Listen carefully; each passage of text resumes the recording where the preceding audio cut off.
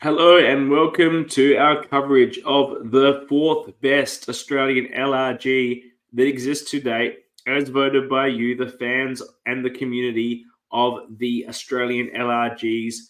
It is Sydney Survivor as the recency bias piles its way into the top four. You can't control what people want to vote for, and it had just finished almost when we started this countdown about a year ago when we got the votes, and obviously it was fresh on everyone's mind. Not to diminish it at all, it's a fantastic season. I've just gone and rewatched it myself, and I must say, everything that I remembered about it stands true. Incredible cast, incredible gameplay, some of the worst challenges you're going to see in any of these productions, and some poor hosting mistakes in terms of puzzle completion and other issues. And we went into them in a lot of detail when we did the show coverage originally, and I'm sure we'll get into that again. But it remains an incredibly strong first season. I think it deserves to be the best first season as per this rankings, while Brisbane had a higher production value and an incredible editing and production effort, and some fantastic challenges, actually. The challenges in Brisbane were fantastic. The overall entertainment package, the gameplay of Brisbane was not on the level that this Sydney Survivor was. And I think that, therefore, this deserves its place as the top first season in our coverage. Obviously had a lot of learnings from the other things that were done, and obviously a fantastic cast, but such a get to have the winner of Australian Survivor 1 on the season. What an incredible way of boosting its profile. Canberra Survivor Season 2, which we're yet to cover. You think they might have reached the apex by having a jury member, post-merge jury member from Australian Survivor Season 1 show up for a challenge and a reward. To get someone to actually play was incredible, though I think it was more on her than them chasing her to be on it. But we will be talking to Christy in our coverage. We can look forward to that. We're doing a deep dive of why someone who won the real thing would take the punt on coming on something like this for her reputation and her performance. I can't wait to do that, chat. Well said, the tea party, of course. I'll be catching up later this week. It's a double podcast this week as I catch up with Sam, the winner, and talk about his fantastic game. And we're rounding out the coverage with the awards, which are open. Can Ethan win the Bromelo again? Last time it was just the committee of ORCAs that decided Ethan should win. And now you, the fans, get your chance to decide, is Ethan the most deserving of the Bromelo medal? It would be hilarious if he doesn't actually win it now that we're doing the proper coverage, though he probably still deserves to on having just rewatched his behaviour. Now, before we get into the coverage, today we're going to be doing our full recap, and joining me, as always, but one of these things, is my partner in crime, Jules. Welcome, Jules. Hello. Yes, I missed one. I've been here for all the others. Which one did you miss? Melbourne 2. You're not a fan of Melbourne 2. I missed it because I was at work, but I'm also not a fan of it. I think it will be low in your rankings.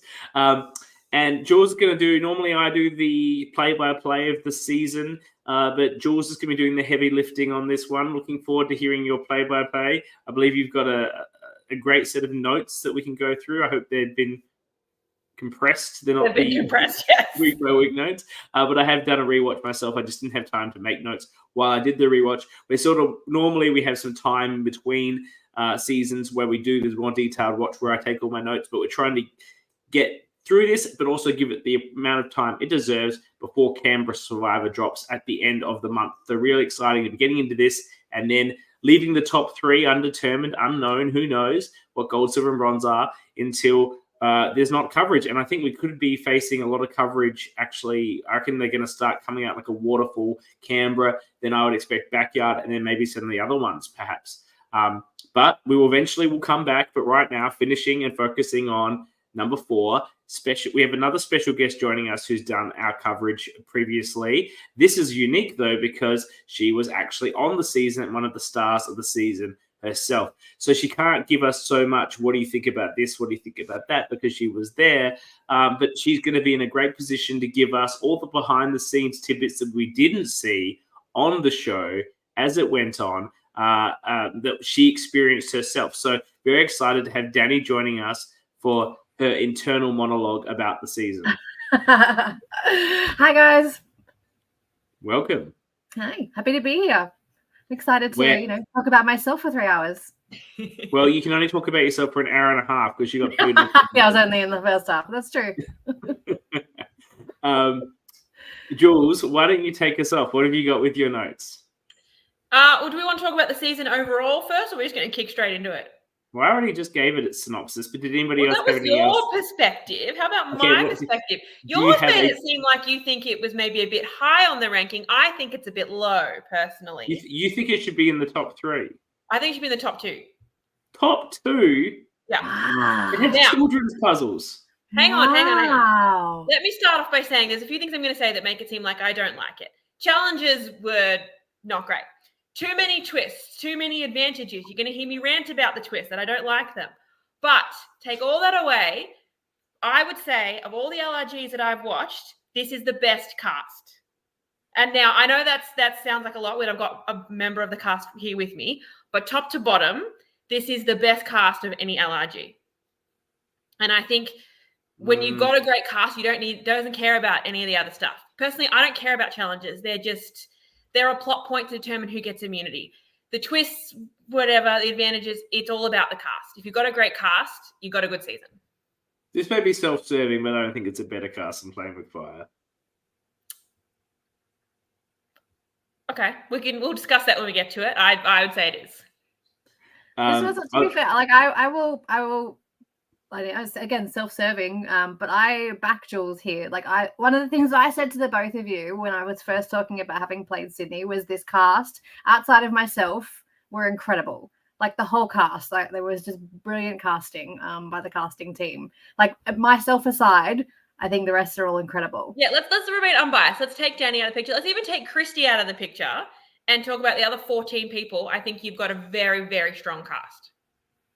I think there's what I will give you is I think there's a more even spread of quality amongst the cast than any other season.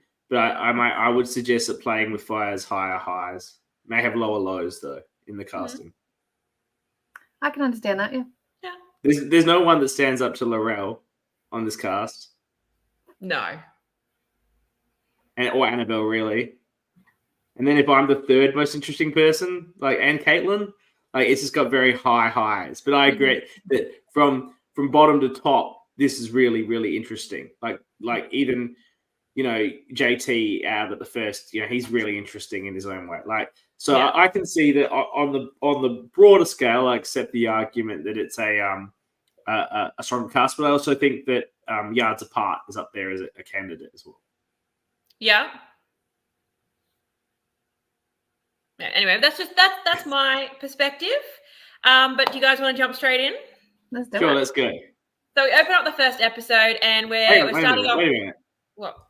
What the fuck, TK? But they're the queens, and I'm just like, what? What am I? Jesus, my own brother. What he said. My own fucking brother. Anyway. So we start off with a brunch. Everyone's sort of getting there in their own time. Everyone's having a chit chat, meeting everyone. They're not in tribes. Everyone's there individually. And we get the best moment of the first episode when Maddie P's surprise Pikachu face when he sees Christy. I think we all loved that part. Memed up the hill. First production issue here. What Yeah. were you told coming in about arrival time? We were given a window. Yeah. To arrive between. And you were disadvantaged, obviously, if you came late in the window. Yes. What did you think? I think it was like a 15, 20-minute window. What did you think about this window? Did you think that it was key to get there at the start of it? You obviously missed the window considerably. Yeah, I was one of the later ones there. We don't even see you arrive on the. Yeah, no, they don't show me arrive. Everyone was already in a big circle by that point doing introductions, so I was one of the last there. But I have children that I had to buckle into a car to get on time when I was being dropped off. Do you feel that you being late to the party maybe contributed to the fact that your name was brought up at the first tribal? Definitely was. Yeah. And that's probably through no fault of your own. People had known each other for about 5 minutes. Oh, absolutely. Absolutely. Yeah, definitely. I think it should. There were people after me, so I remember not like feeling too shaky about it because there were still people coming after me. So I wasn't the last. But yeah, definitely when I got there and I saw there were already 70 people, it was pretty terrifying. Yeah. I think that it should have had a set arrival time, and if you're late, you're late. But it should have had a set arrival time.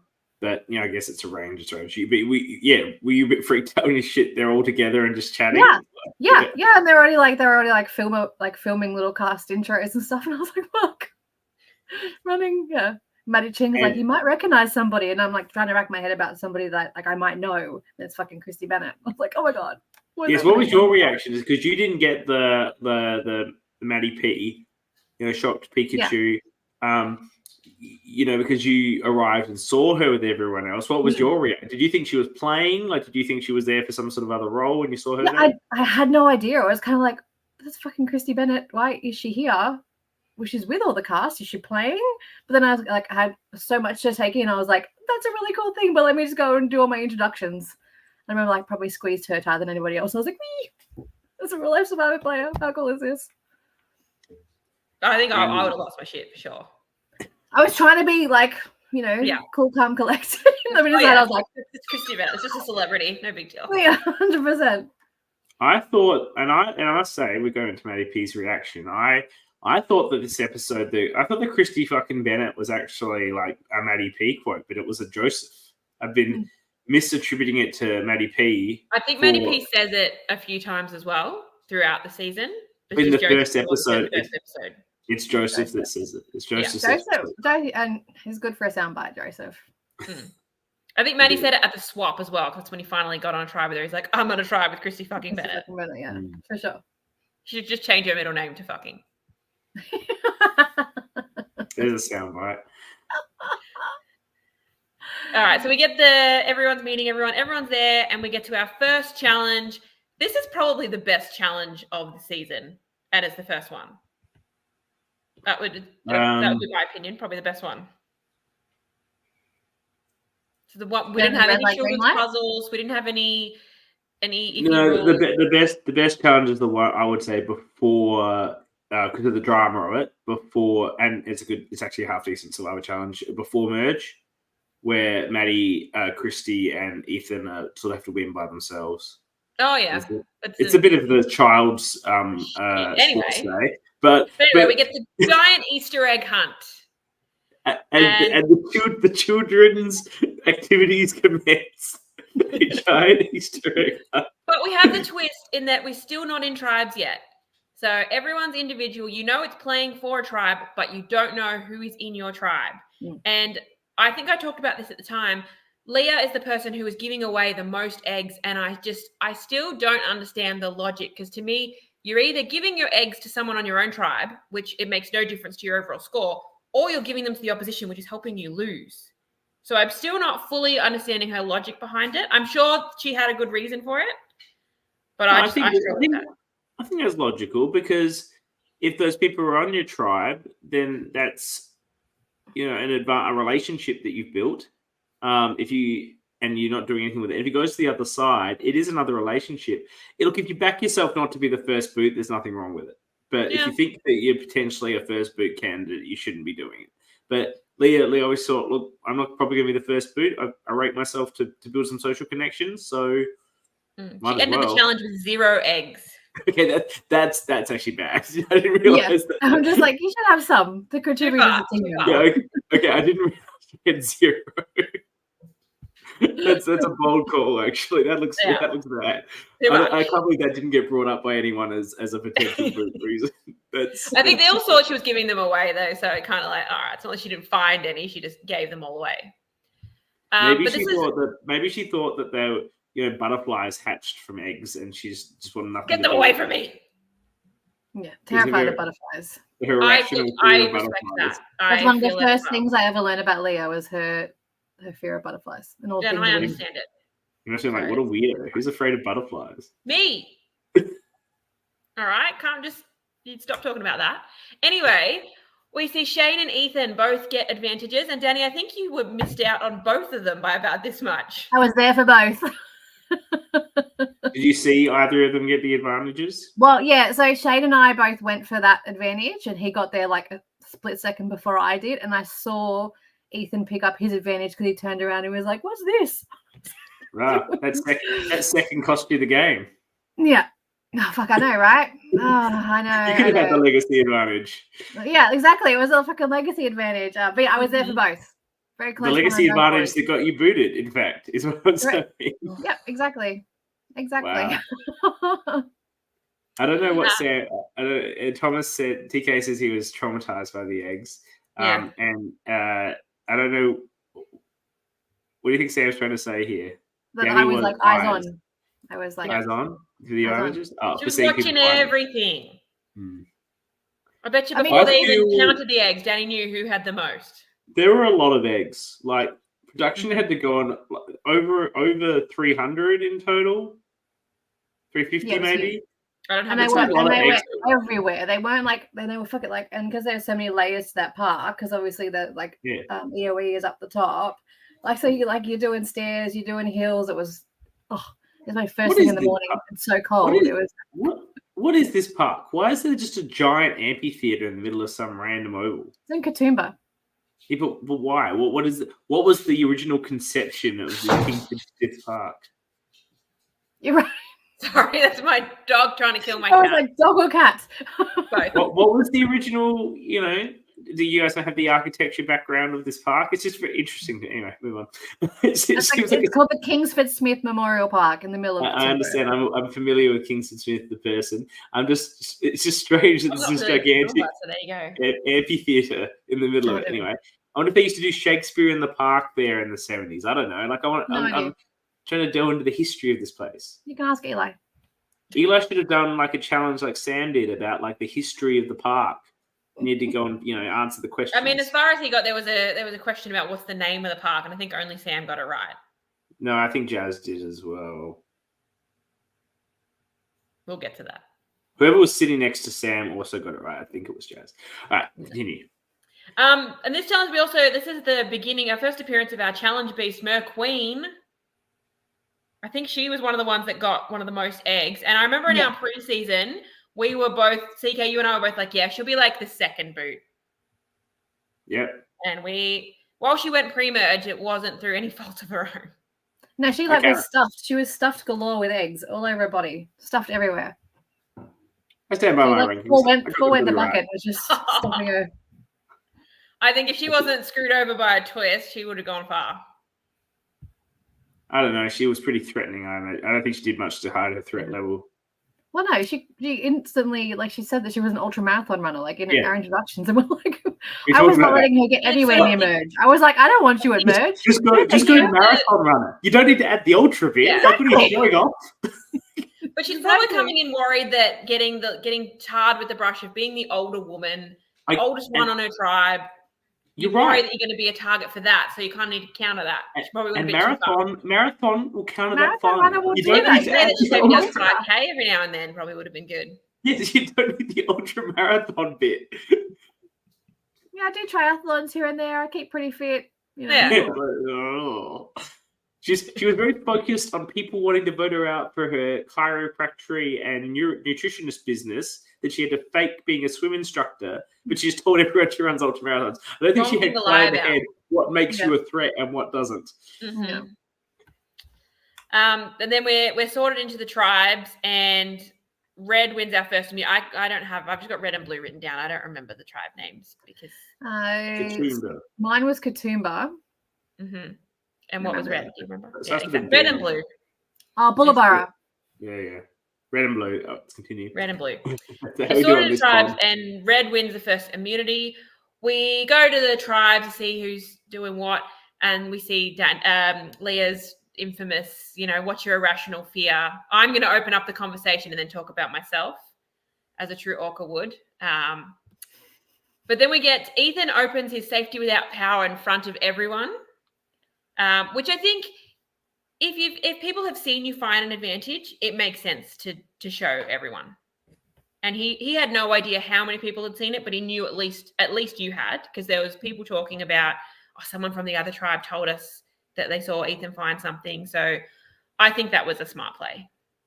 The smarter play, but this is not something that Ethan decided to incorporate in his game at all this season, would have been to look at the advantage and then reveal it once you know what it is. Exactly. Because I don't think it's first.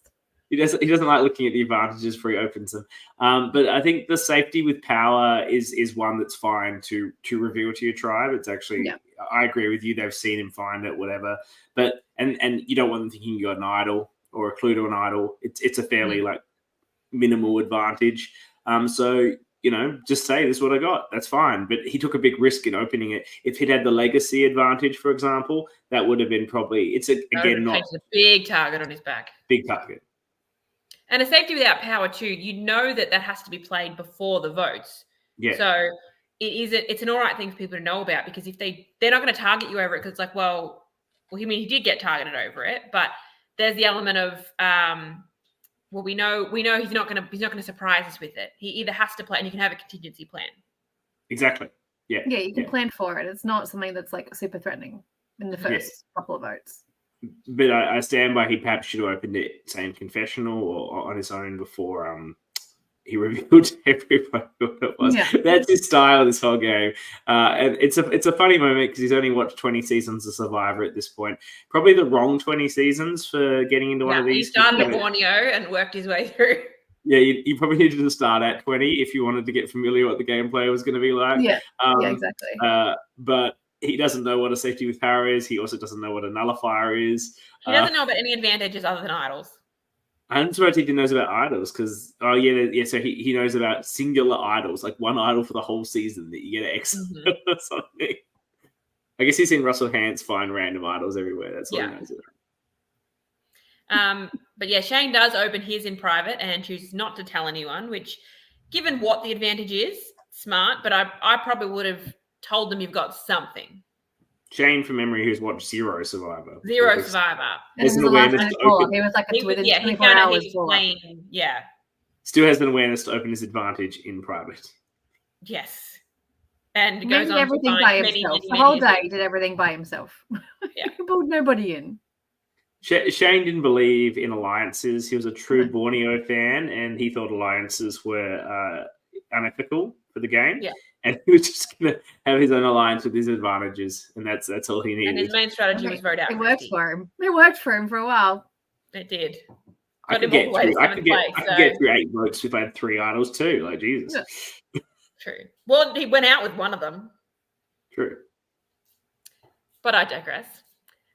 So from there, we go to the blue tribe, and at first, no one wants to break off. You guys are all standing in a little circle, like, what do we do now? So then finally see groups breaking off. Danny, your name is mentioned by TK. TK, how dare you? I think I've got that in my notes. You guys break into a 3-3. Out your mouth. Yeah, exactly. You break to a 3-3-2, which is not great probably for anyone. And then it becomes a 5-3. The 2 join up to the other 3, leaving the other 3. If I was in the balance 3, I would not be allowing that to occur. You're standing at 3 where there's a 5. Now, I think the one thing is that Christy's in the 3, and I think she... Christy ended up being in the 5. The first group of 3 by themselves is Danny, Michelle, and Sam, and I think they end up being 3 big power players of the season. Yes, you're right. It's the rest of the misfits in the 5. Yeah. Yeah. So you guys are saying it was like a quick second toss, and I was like, "These are my people. Let's fucking go." Yeah. I felt like that Sam had already, before that had occurred, had like connected with Luke, so he probably felt. Is that right? And yes. So he probably felt okay that Luke was over there and not with him. Yes. Yeah. Yes, you guys are saying either JT or Lizzie. Christy's name is mentioned. What about poor Lizzie? Lizzie's great. Why was everyone targeting Lizzie? I just hadn't I think it's similar to me. Like no one had gotten much from anybody. They've been there for 20 minutes. Like it was like at that point, there's fucking no reason for anybody. They didn't even know JT's name. She just said Captain America. Captain America. That's who he was. Look. I remember watching this episode in real time and being very, very nervous that Danny was going to be the first boot. But she was not, and it was JT voted out 6-2, with JT and Lizzie being the 2 votes for Danny. Look, it Oh, nerve-wracking. Like, I didn't, like, I had, like, you know, as much trust as you can have with people in 20 minutes before you've got to go to tribal. But, like, people just wouldn't, like, focus on a name. And once you've heard your own names out there, it's hard just not to, like, panic. Did Sam save you there? Pardon? Did Sam save you? Christy. Well, was Sam was driving Luke's vote, and Luke wasn't talking to you? No. And Christy changed TK's mind, I think. Where Sam sort of pulls together the group that he wants, like, because we had this sort of arbitrary couple of groups, and Sam's just like, nah, screw this. And I think it was Sam, Danny, Michelle, Luke, and TK, I think. As like the five. Because TK tells me that he's the one who threw my name out. Yeah. He's like, oh, okay. Okay. Sure. Yeah, Christy's like, you know, they're like, everyone's dancing around the name. She's like, well, just say who you want to play with, and that leaves it out. And then people are still saying nothing. Yeah. She definitely tried to drive it. She's since like said to me that, like, because I was very open with the information about Ethan and Shane, and what I'd seen, and like was happy to just, you know, discuss like all that stuff. She was like, no, I want to keep her because she's given me the information I need to know from the get-go. So she definitely helped save me in that first vote. Mm-hmm. And we love her for that. Correct. And JT is the most iconic first boot of any LRG that we've seen to date. Yes. It helps that it has the edge because you keep getting footage. And he's so salty about being voted out, even though he keeps saying he's not salty about it, but he's clearly so fucking salty about it. We're 2 years post the game and he's still salty about being the first. It hasn't changed. It has real Ream Daly vibes. We were talking about it at the time. It still does. And if Ream Daly had not been on Edge of Extinction, she wouldn't be anyone. It should just be like another first boot that nobody remembers. But also that season would be no good without Ream Daly. But I'm just saying, of course he's the most iconic first boot, but it's because he ended up on the Edge and continued to get the John 10. I think there's a lot of first boots from the seasons we've watched that would also have served a lot of hot tea if they had been on an Edge. I think Scott would have been very, very bitter and just questioning his life decisions about the way he played the game, and then all like fired up about it. I think that David from Backyard One, only because I've seen the way he plays the next time. JP on his own. A bit little Edge extension would be fire. So I think that's just the nature of the first boot, that there tend to be first boots in the LRGs tend to either be, they can be a bit of a nothing person, as in the person didn't get to deliver much of themselves and that's why they got voted out, or they were really big and the really big people do not like getting voted out. Like that's what happens with the second boot here. Amanda, I just think, was a little bit like not connecting with everyone, and so she was an easy vote, particularly as they have to strategize around that, which we can move into if you like. Well, yeah, so we go to episode 2 and we're shown that the temperature is 1 degree. Was it in fact 1 degree, or is that? It was 1 degree. It was freezing. My toes were falling off. It was fucking cold. And of course Katuma was in like the shade in mud. Like it was just Is it one? Is it? I'm not denying it was cold. I'm just saying. It was the Blue Mountains in winter. It was 1 degree. But was Eli there measuring the temperature with an on-the-spot thermometer throughout the day? Like this is the guess. I mean, you can get that information from exactly. It was going back on like the BOM to track how cold it was at that point in time. And the ground was wet. Our feet were frozen. I'm not saying it's cold. I'm just saying. And at that point, it probably was still pretty early in the morning, so I can understand. I'm not denying that it was cold. It was 1 degree. I'm telling you now, it was fucking 1 degree. Well, it's fine. You had the thermometer. I'm just saying. Hey, Malene's here. Welcome, Malene. She's defending the Queen. Now, yes, we're talking about that. Yes, we're going to get to there. The ultra marathon runner Malene. We discussed that already. I don't know if you were here for that. So we get our first look at EOE. We get John looking around, finding nothing, but just showing us sort of where it is. We get to our first challenge, and Leah is shocked to see JT gone. Shocked? She was one of the ones that knew him from Orgs. Oh, but doesn't he play the Orgs the way he plays these games? Why was she shocked? I think he knew other people. I think from memory, there were quite a few Org connections. He knew Luke, so she thought that there'd be at least a connection there. Meanwhile, Luke was like, get rid of him for that reason. Well, that's why Luke wanted him gone, because he didn't want that connection. Exactly. And so at the challenge, we just sort of talked about it. Did anyone recognize Michelle? She was so worried about being recognized. I think Christy might have known who she was. But at this point, I was not in the community at all. Like I had no idea what Orgs were when I started playing. I wasn't aware of Michelle's Facebook page. Yeah. So you didn't, but Michelle was very worried that people would know about. Nobody said it to me. No one said that they recognized her at all to me. I'd be interested. I would have probably recognized her name, but without seeing what her last name was, I wouldn't have recognized her face. Yeah, Marlene didn't know who she was. I think the only one who seemed to recognize her in the meet and greet was Christy. I think she'd probably that would make sense. Christy before. Yeah. So we get our challenge this episode. We get our first children's puzzle. They had to run and get the puzzle pieces, and then someone had to do it while they were blindfolded with someone else directing them. And we get Michelle saying that the reason she thinks they won is because of all of her years in childhood education. Of course. Or she can match colours, to a colour grid.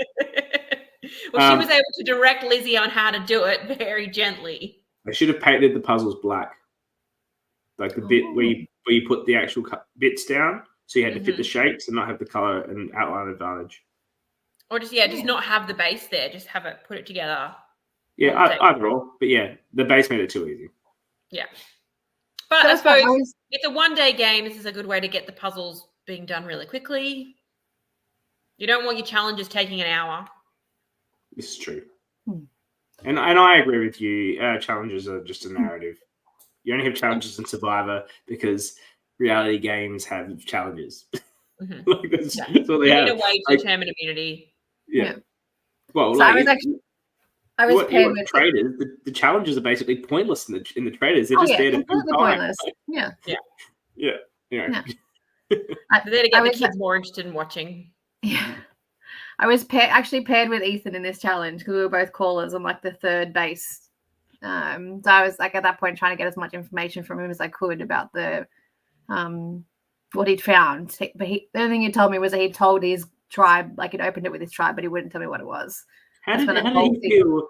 You wandering up to him in the middle of the challenge, going, "I saw you find something. What is it?" It's a bit awkward, Danny.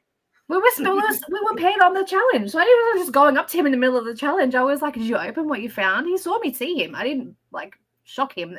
I wasn't shocked. I remember in the real time, I was manifesting that you two were going to end up working together, and so I saw. I'm like, "Oh, there it is. That's the start of it. That's where the connection forms," and it just never happened. Never formed. One of those post-game relationships.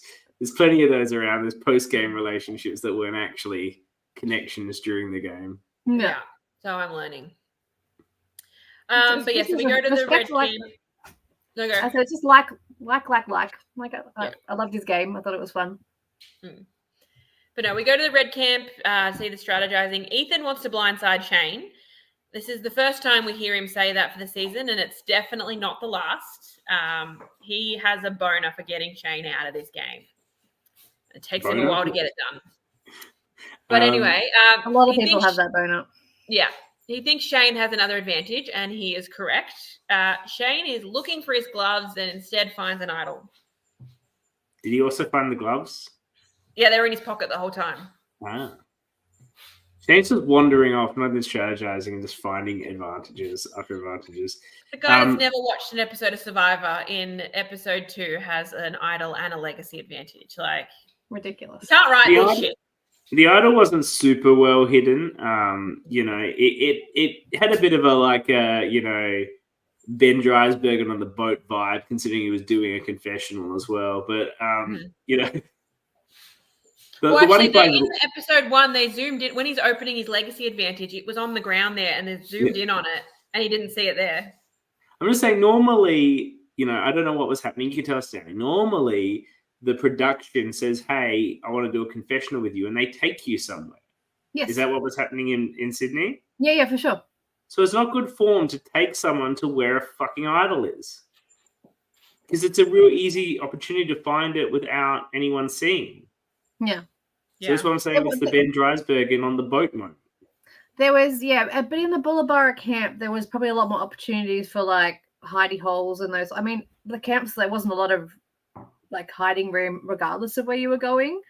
So like he found that on a walkway going back up to where tribal council was being held, whereas on the Katoomba camp it was just flat ground. Like besides, you'll see us do like a bush hunt at some point. The idol he finds at your camp is a much better hidden idol. Yes, because there's nowhere else in our camp to put it. Because there was a chair. He still looks in the right tree though. He looks in the right tree. He looks in the right tree. I know. I know. We've all gone past that tree. We were all gone well past it. We're walking back down because no one's found anything, and he just fucking pulls it out. Shows up late to the hunt. I want to get to that moment, but we're jumping ahead because that is jumping ahead. So we get the strategizing. Amanda's putting together a split vote.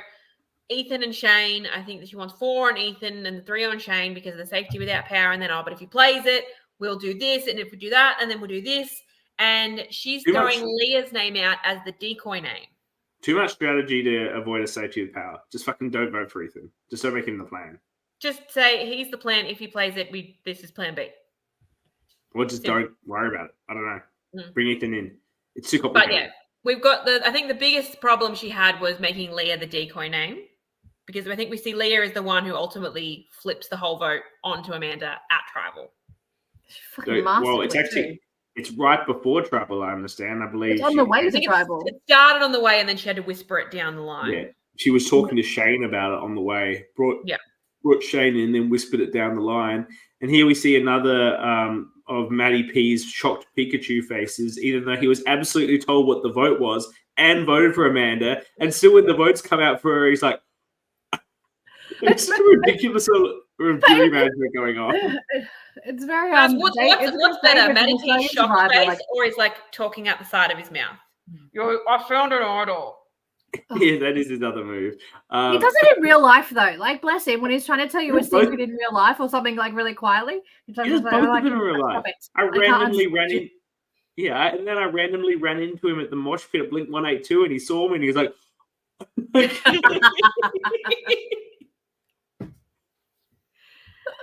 And we love it. To be fair, I was in a different state and he didn't know I was coming. So I do appreciate the level. I would probably pull that face too if I would have seen mosh pit like in Sydney. I'd be like, what the fuck? This guy doing now. Yeah. But yeah, as we mentioned, we see the votes start to change on the way to Tribal, and then at the Tribal, it's whispered right down the line. Everyone except for Amanda and Ethan are included in it. So we get a 6-1-1 vote on Amanda. We've got Amanda voting for Ethan and Ethan voting for Leah. Ethan would have also voted for Amanda if Amanda could have told him that was the plan. But unfortunately, he just happened to be sitting on the end of the thing. I think that was the only reason he was left out of it. Yeah. And getting up at that point at tribal councils too, like risky. The first tribal council, we're going to get up and make it a live tribal. No one needed to tell Ethan what was going on. It was fine. Yeah, you had the numbers. They had the numbers. They didn't need it. Yeah. I do love that we had to have the re-recording of them whispering down the line because obviously they're not mic'd up, so can't hear anything. You mean re-recording? Pretty obvious that it was re-recorded. Re-recorded? What, like in post? Like the audio between, especially Leah and Maddie at Tribal, you can hear exactly what they're saying, and it's very clearly been recorded in like a sound. So, are you familiar with this, Danny? This post-production audio? I'm not familiar with that at all. If you rewatch that episode, it's very obvious. Where were the microphones at Tribal Council? On the cameras, like there wasn't any on us. The amphitheater may create a level of sound travel. Yeah, it was definitely loud. It felt loud in there when you were talking. It felt quite loud. It's clearly recorded in a room as opposed to in the outdoor. I'll talk to Eli about it in the production chat. We'll find. Yeah. We'll get to the bottom of that. Amanda goes to Edge, and JT is not happy to see someone. Well, that's the start of the next episode. We've got AOA's there. He's TK's confirming there was redubs. Yeah. There you go. Yeah. But yeah, we get, JT is talking to Amanda. He wants to know more about his vote, but of course she doesn't actually know. She wasn't there. And we just see him. He's like, I want someone from Blue to lose. I'm not salty. Definitely not salty, but I want to know what happened. I want to know why I was the first vote. Sadly, when TK eventually gets there, it gives JT fucking nothing about why JT was voted out. So he's never sated in his demands. That's his question at Final Tribal Council. Why was I voted out? Like, he doesn't get a good answer there. He's never given a good answer. This is a man that was rejected from the Army Reserve on a number of occasions. He doesn't do well with rejection. He wanted to know properly why he'd been voted out. I just want to know, not salty. It's fine. I just want to know, okay? So we go into a tribe swap, which is determined by the number that you chose before the game. I don't love this for a tribe swap. It makes it quick, but I didn't get to see that. Sounds rigged. And I feel like it was a little bit rigged. Sounds rigged. I can't tell you how it was rigged, but my number would have put me on the other tribe. Mm-hmm. Rigged. My number was 15, so I would have been on Bullabara. I wouldn't have stayed in Katoomba. Yeah. So it's very convenient that we end up in a 4-3 split on both tribes. I loved it for me. That was fantastic. Yeah, it's great for you. It was not a work out for you over in the other tribe. Yeah, exactly. Oh, you're in place of another races. Best person to send over there to save us. You would have gone pre-merge. Pardon? You would have gone pre-merge probably if you'd swapped with TK or Lizzie. Oh yeah, absolutely. Yeah. But I've said this to both Ethan and Lee. I would not have coped on their tribe to start with them. Bless them, I love them now, but in that moment, I was not fans. They were too ORCA for me in that moment. I just couldn't. Yeah. I was like, this is not. You're not a fan of Ethan, who you saw find an advantage, then confronted about it the next time you saw him, and he's got the problem. It was chaotic. It's not Ethan. It was chaotic for me. I was very measured. Thank you very much. Okay, on Ethan. Got it. All right, so the new tribes we've got on Blue, we've got Danny, Sam, Michelle, and Luke, who stay on Blue, and then they get Leah, Shane, and Joseph. I think it's really interesting that Shane gets flipped over because he's clearly on the bottom of that red tribe. So I think he's probably someone that if he stays on red, they potentially flip on him to get him out anyway. I think it's so good because Shane I don't think knows he's in trouble on red, and I don't think he even understands he's in trouble on blue. I think he has zero awareness of what's actually going on in terms of his position in the game. Yeah. Or that alliances are forming, or that's what's happening. Particularly with his first experience with the vote, which was it just sort of happened right before Tribal Council, and whatever alliances there may have been completely imploded, and 6 people just voted for Amanda, including Malene and Jazz, who from appearances had some relationship or connection with her. So I think from Shane's perspective, he's like, this is what the game is. This you get to Tribal Council and someone goes home. I think Shane going out was one of the biggest surprises for me. I think once he got to merge, I had him penciled in to be a 0 vote finalist. Because to me, once you get to that point, he's not doing anything. He's not winning challenges. He's really not a threat. He's just a number that's kind of existing. And surely that's someone you want to try and take to the end. Because there are too many big players at the merge to be interested in goats because they don't want to take spots from the other big players. Yeah. You had Joseph wanting to take Christy the end, think he could fucking beat her for some reason. So that was not the mindset of the players at the merge. In a different season, I think you're absolutely right, but I just don't think that was how they were playing. Yeah, and I think that's kind of the spot that while Jazz wasn't a 0 vote finalist, I think she was taken to the end as someone that people thought they could beat. But she still had the returnee value and had spent time with you on the edge, and she got a number of votes from it. So she was a threat in her own way in that way. Yeah. So that was the blue tribe, and the red tribe is Ethan, Maddie, Malene, Jazz, which is interesting because they had just formed an alliance, the 4 of them, and then they all stayed together on red. So it's like it's rigged. It's almost as if it's rigged. And then we get TK, Lizzie, and Christy joining them. I think Christy being swapped into minority is the only thing that would make me go, was it rigged? Yes, I agree. That's the only thing. If it wasn't for that, I'd be 100% certain. But anyway, I digress. I'll ask Eli the hard questions, eh? Yeah. And then you get... But again, like I said, you look at the breakdown because it was like lowest to highest. I know specifically my number was 15 because my birthday. And they didn't reveal everyone's number. No, I'm being a little bit facetious. Then we live in a house that's 15. Like that's my number for like everything. So I'm being a little bit facetious. I don't actually think it was rigged, but I think it's possible that a mistake was made. That's what I said. So TK picked 17, so he had a higher number than I did, and he ends up on the other tribe, and I stayed put. Which was the lower number tribe? The red tribe, Bullabara. I should have been switched over based off that. Yeah, so I think it's more likely there was a mistake. Sure. Okay. We'll go with that. That's the party line, is it? Anyway, our challenge is we're playing soccer 1-on-1. Joseph had 666. Very apt. Yeah. Bless him, the devil. Everyone's into this, like, and TK. Michelle would have been swapped too if she did those low numbers. Yeah. Didn't someone do 69 or something? Ethan, I think. Yeah, that checks out. Well, he should have gone. He would have gone that way then. Yeah. So I think there's no sense based off the number picking. There may have been a thing to this where the tribes were actually lined up as red and blue and then slotted in with the numbers. I've seen orgs do that before. Okay, yeah. On post count, where you actually alternate the tribes with the number ordering. Honestly, though, just make it random. Make them draw a buff, and you have a plate of buffs for the original blues and the original reds, so that it's 4-3 on both sides. But if you're gonna make it random, do let us as viewers see them having to do. Oh, what color did I get? Yeah. Given that it went the way it did, I think he probably ranked them and slotted them as so you had the 4-3, and that's how you get it randomly. Probably. Maybe. I don't know. That I believe. But anyway, we get 1v1 soccer. Which was, I know Eli loves football, but wow, what a thrilling ride this was. Riveting challenge to watch.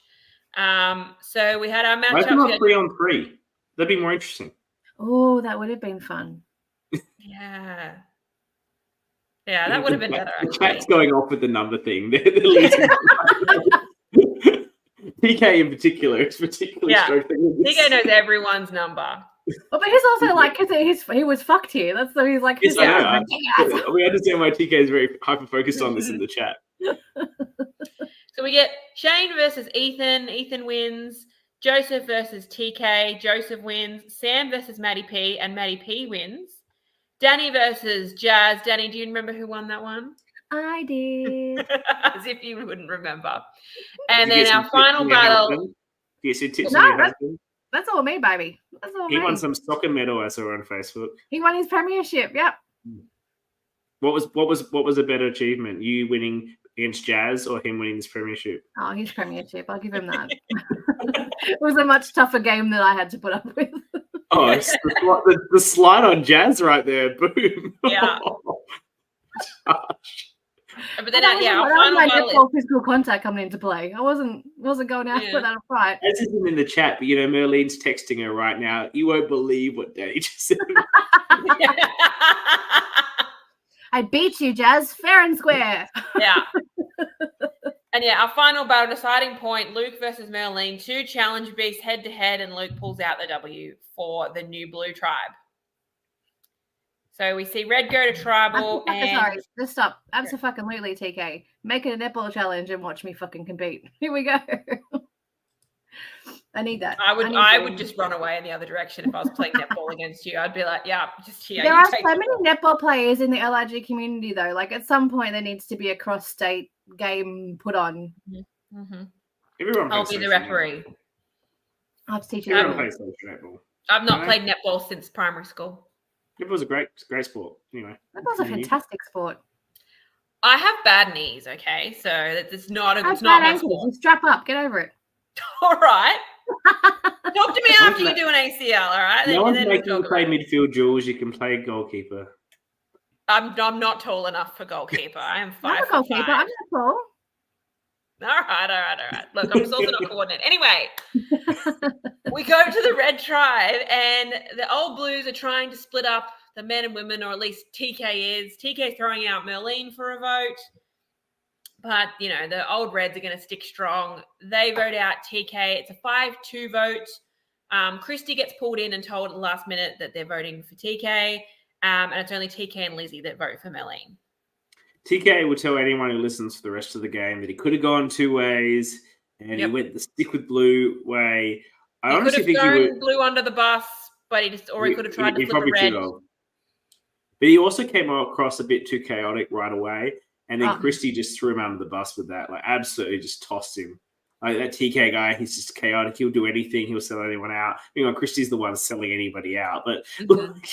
He was out loud about it, though. She does that in private. She does that in secret. You don't know that she's talking shit. She does that very privately. TK was loud and proud.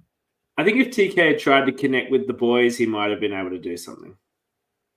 I think Millennium's always going to be TK. Yeah, it'd be silly for the boys to vote out a red there, but maybe they could swing it on the Lizzie if they really tried. Merlene says it's always going to be TK, but. No one's even interested in saving TK. So when no one's interested, that's the end of it. Yeah. I mean, just like it came in hot. I mean, you come in hot, it's off-putting when you haven't worked with those people before. And I know it's time crunch, but it's just like right off the bat, you're like, okay. Yeah, he needed to drag one person over, not try and drag all 4 of them over. He tried to split them up. He saw them as 2 pairs, which is probably a fair read. I think they were 2 pairs that had come together to form a 4. But even in that situation, like, it's just absurd for anyone there to split, because then you're in a weird 3-3.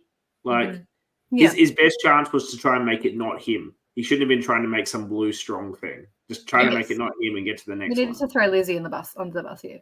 Absolutely. Yeah. But Lizzie still votes with him anyway. Poor Lizzie. Continuing her streak of not voting correctly. She never votes correctly once. He has a 0% voting record, which I think is something to be admired. Poor Lizzie. It's not to be admired. I disagree with you. Yeah. Anyway, we go to episode 4. Blue are having a public idol hunt. Leah's like, I also have a 0% voting record, so I'm for you. I'm with you, Lizzie. You do. She went to more tribals than you, though. I only went to 2 votes, and one of them I got booted, so I couldn't exactly get that right. Actually, no, technically I voted for myself. I had a 50%. There you go. Because of the voodoo idol, and I voted for Brady. Your vote bounced back. Yeah, so I got 50%. There we go. There you go. Well done. But yeah, so Leah says, let's all go hunt for an idol together. Everyone's looking. Shane's not even there when the idol hunt starts and still manages to come along and find another idol. So for 2 idols and a legacy advantage. And for someone who doesn't watch Survivor, I think he makes a brilliant play here by opening it in front of everyone. And in his confessional, he is saying, well, I showed everyone the idol so that later when I play it, they won't think I've got another one. That's brilliant thinking. That is something that me as a super fan would take a while to go, yeah, I'm going to do that. Leave me alone. It's a great play. Meanwhile, Danny is completely overestimating who she's fighting. She thinks she's fighting against a mastermind. And Shane, she didn't find anything. He already had it. He already had it. There's no way he found that. It's a strategic move because now we won't vote for him because we know he's got an advantage. It's a very smart play. You're right, Danny. It is a smart play if Shane had any idea of what you were possibly conceiving he might be doing. And I think from memory, you also thought that what he'd found in the hunt was a clue, and that was him using his clue to find the idol. So you didn't possibly think that he had multiple advantages. No, she was sure it was planted. You were sure at the time he'd planted it, but maybe he found it at red and then planted it blue. Yeah. Yeah, I thought he'd like fake found it like while we were not looking and then like worded it up because we had our backs to him at that point in time. Yeah, I was not. You thought this guy was playing 4D chess, like yeah, I did. Like, oh, look at this, another one. Look at me. But the thing with Shane is such an enigma because as frustrating as Leah was, she was a fucking open book, right? Like she was just talking whatever she wanted to talk about. Quick, exactly. Miss have a chat. We learned about her life story. She's terrified of butterflies. I learned about when she flew in a plane. Did you guys also get the butterfly story? Pardon? Did you guys on the swap tribe also get the butterfly story? Yes. Oh my god. We came around. We're all like getting to know each other, and then there was like just exactly vomiting on the plane story, Michelle. Fucking. She was obviously like a little bit like nervous because when I met her in real life, but she just wouldn't let like a silence lie. I think there was like maybe like a 5-second silence in getting to know each other and doing names and those sorts of things. And she was like, "So another fun fact about me." Yeah, and I was just like, I don't She's need someone that if you're trying to get you. information out of, it would be so easy. You just don't say anything. Yeah, and you just wait for more, and she will fill that silence. Yeah, but there was nothing strategic about what she was saying. No. Whereas Shane was the complete opposite. It was just a stonewall. You got absolutely nothing. To be fair, it was like you're like, how do I know anything about what he's doing? He could be playing 4D chess at that point. I didn't know. If we give Leah some credit, she's actually very smart. Was this an attempt to be like a ditzy moron and look like that to you guys? And I completely bought it. Yeah. I think it was probably a combination of that, but also just a bit of nervous energy. Mm. When you're that nervous, a 2-second silence feels like you've been sitting there for like 10 minutes. And so she just, I'll just let me fill it. Yeah, and coming in as a minority with the only other person, like she wasn't working with Shane, she was working with Joseph, coming into a very strong 4 who were not letting anybody in those cracks. That's a fucking rough shot to ride. Like, so power to her for like just feeling the energy. But at that point in time, I was like, go away. And Shane's lone wolfing it, and Joseph is not someone who I haven't met Joseph, but you can tell from this that he's happy to sit back and then talk one-on-one. He's not going to be jumping into the conversation with all the information. So she would have felt that from the 3 of them, no one's doing anything. So I've got to keep talking, whereas Joseph was trying to do the one-on-ones and build the connections that way, which was much smarter. And Michelle said she knew she was clever. That's why she wanted Joseph, because he seemed less scary. Yeah, I think Joseph gave those sorts of vibes. Well, that's it. We had spoken about it before the swap, and the one person we all collectively wanted from the other tribe was Joseph. All of us. That was the one person we wanted. Mm-hmm. And you got him. Yeah, you get him eventually. Yeah. So but then he wouldn't break up with Leah, so it was frustrating. The Shane moment was quite brilliant. I stand by it. It was your read is absolutely like fair, but it's just not what's going on. So, no, it's not at all. I like. You got to your answer the right way. You just had the wrong answer. Yeah, correct. But anyway, then we go to Edge of Extinction, and TK is there talking about the tribe swap and how the vote went down. And you can see JT is sitting there just waiting to ask. So why was I voted out? He's just like, let TK have his minute. He's just been voted out. He's still processing it. But no. Why was I voted out? And I don't have anything written down about what the answer was. I don't think he got an answer. I think it was just, we just hadn't connected with you as much. It's such a shit answer. Would any of us 3 be any different, though? Let's be fucking real. I would give the person a minute. TK, why? TK knows why he went. He's just in a 4-3 bad swap. Like, whatever. Like, I feel like the 3 of us have a little bit more awareness. Yeah, look, maybe. Maybe? Okay. Maybe Danny and I have a bit more awareness. I don't know. I got voted out second in drunk vote. That's it. I sort of just self-justified it to myself, I guess. Yeah. But, you came back. Anyway. You guys found out later you 2 were conspiring against me that Danny wasn't even there, and you were having a right old time, like, enjoying voting me out. Mm-hmm. But you by osmosis. I wanted Max to be my ally, and I knew he wouldn't be if you were there. Who? Max. I wanted Max to be my ride or die. I didn't say vote you out. I said split you up. That is what I said. I did not say vote TK out. I said you need to split those boys up. Yeah. And I did. Anyway, so still at the edge, Amanda finds a challenge disadvantage that she can give to one of the 2 tribes. She doesn't think this through properly. She gives it to the wrong tribe. Well, we don't. What is she trying to achieve? I think she ends up giving it to. She wants to fuck over Red, which means she should put it on Danny's tribe. If she wants to fuck over Red, she needed to give it to the. She specifically said she wanted to fuck over Red. Yeah, and she gave it to the one with the red majority. But... Correct. So she fucked over Blue. Yeah, she did.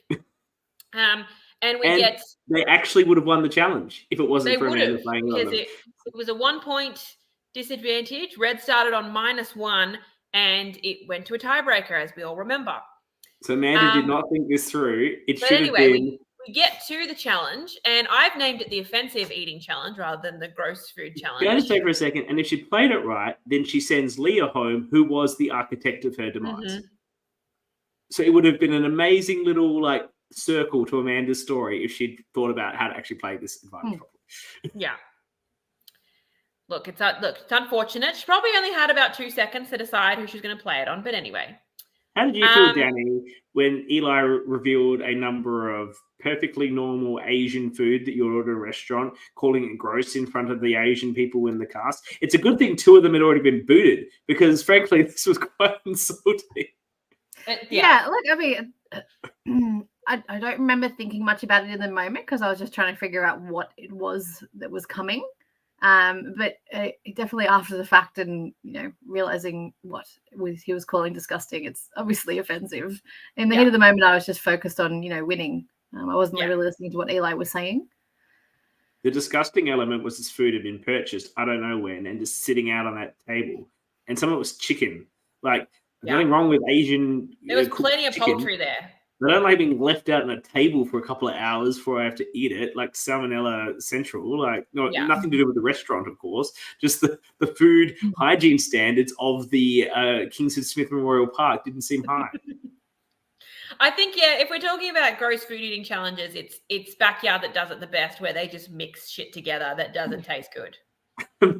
Michelle was noting that the temperature was keeping. Yeah, it wasn't hot at this point in time. It was refrigerated outside. It's fine. Yeah, I accept that point. And Marlene is coming in defense of the Asian aspect by saying Lizzie was happy. Lizzie was the MVP. Oh, Lizzie was absolutely MVP, but poor darling. She wasn't offended. She's like, I have no problem with this food. I eat this food all the time. This isn't even gross. She's not offended.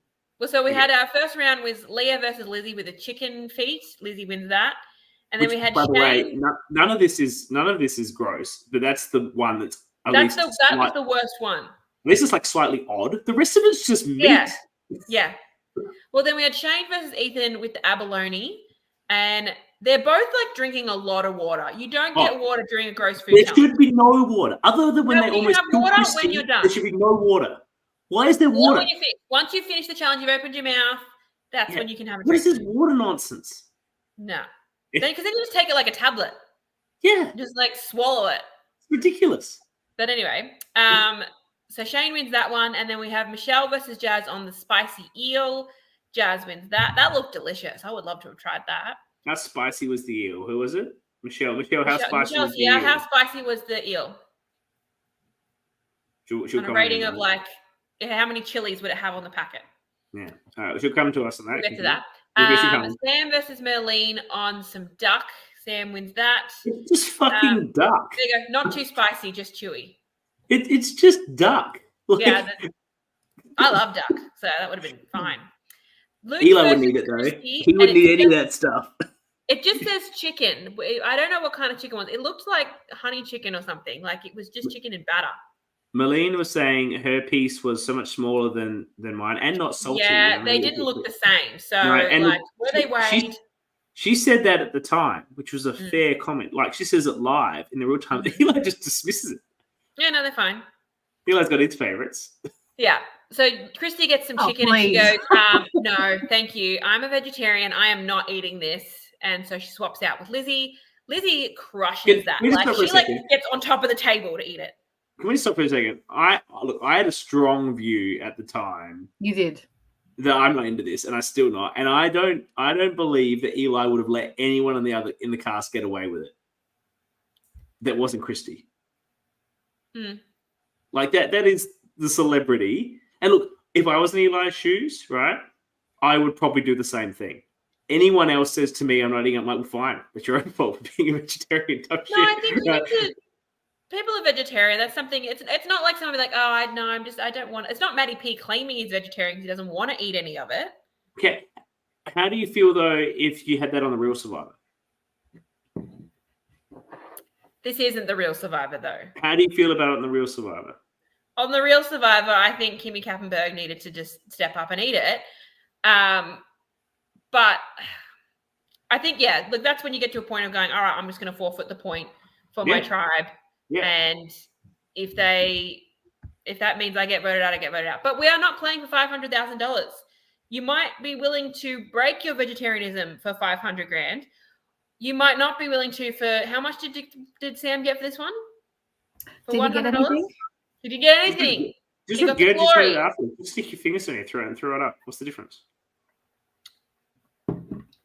Anyway, I think this is a different kettle of fish. Danny, how did you feel seeing Danny, how did you feel seeing the other tribe be able to swap out their eater to their absolute MVP person once they saw what it was? I mean, at that point, I was still felt aligned with Christy, so I was like, well, if she doesn't want to eat, she's a vegetarian. Like, that's fine. I wasn't particularly worried at that point in time. I think they needed to, if they're aware that there's people that are vegetarian, have your vegetarian options, because there was nothing other than the Muesli bar. There was nothing here that was vegetarian. Correct. And you need to have your vegetarian options and go, right, this first one, I'm not going to tell you what it is, but it's vegetarian. Or have every single option be able to have everyone eat. Yeah. Again, let's go to Backyard when they're putting Wheat Bix with Vegemite and asparagus. Like, it's everyone can eat every single thing that they put up. They put a lot of they do sardines in pretty much all of their shakes every season. You might be right there. It's always sardines. They love the sardines. But anyway, Lizzie absolutely demolishes the chicken. And then so we get to a tiebreaker of Danny v. Christy, and Christy nearly dies.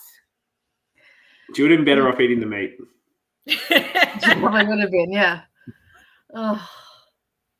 A muesli bar was the poor choice, but obviously they hadn't planned for this and they ran out of material. Oh, 100%. They had not planned for the tie. They had not planned for I think that's been said that they didn't think that the disadvantage was coming at this point in time. I think it was a last minute disadvantage. So they hadn't planned ahead for that. Michelle says vegetarian should always be chili. Yeah, give them a whole chili and just bite into that. I like that. Or blue cheese. No, I'd go to town on some blue cheese. Some people don't like blue cheese. Would you eat blue cheese, Danny? For a challenge, I would. Yeah, but I would eat it just on a charcuterie board. I'm not eating it on a board. No, I would eat it on board. Oh, God, on a cracker with some quince paste. You can get the not just blue cheese, like the stinkiest cheese there is. Yeah, smellier the better. There's better stuff you can do for these things. Smelly cheese. I just like the bad combinations. You can do spiced, really spicy salami. Obviously, only non-vegetarians, but like a soup, like they're covered in chili seeds. I once did an Amazing Race thing where we ate pressed tongue. It was like it's tongue. Basically, it's tongues in a jelly loaf, and then it's cut, and you had to eat the tongues in the you can't see the tongue. It's like a slice, right? But they're in the jelly, and then there's the bits of tongue. That was texturally really gross. Like, that made you gag. Danny's gagging. What about just the salada challenge? Have you guys seen that? Yeah. You get like a whole salada and you got to try and eat it without drinking any water. It's harder than it sounds. Oh, yeah, well, it has.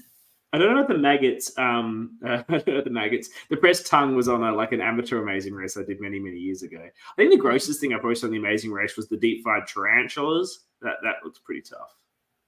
Oh, you could do that. Yeah. It's just an actual tarantula in the deep fry, and you just eat it. You could do that? I think so. It's crunchy. But I didn't like soft shell crab.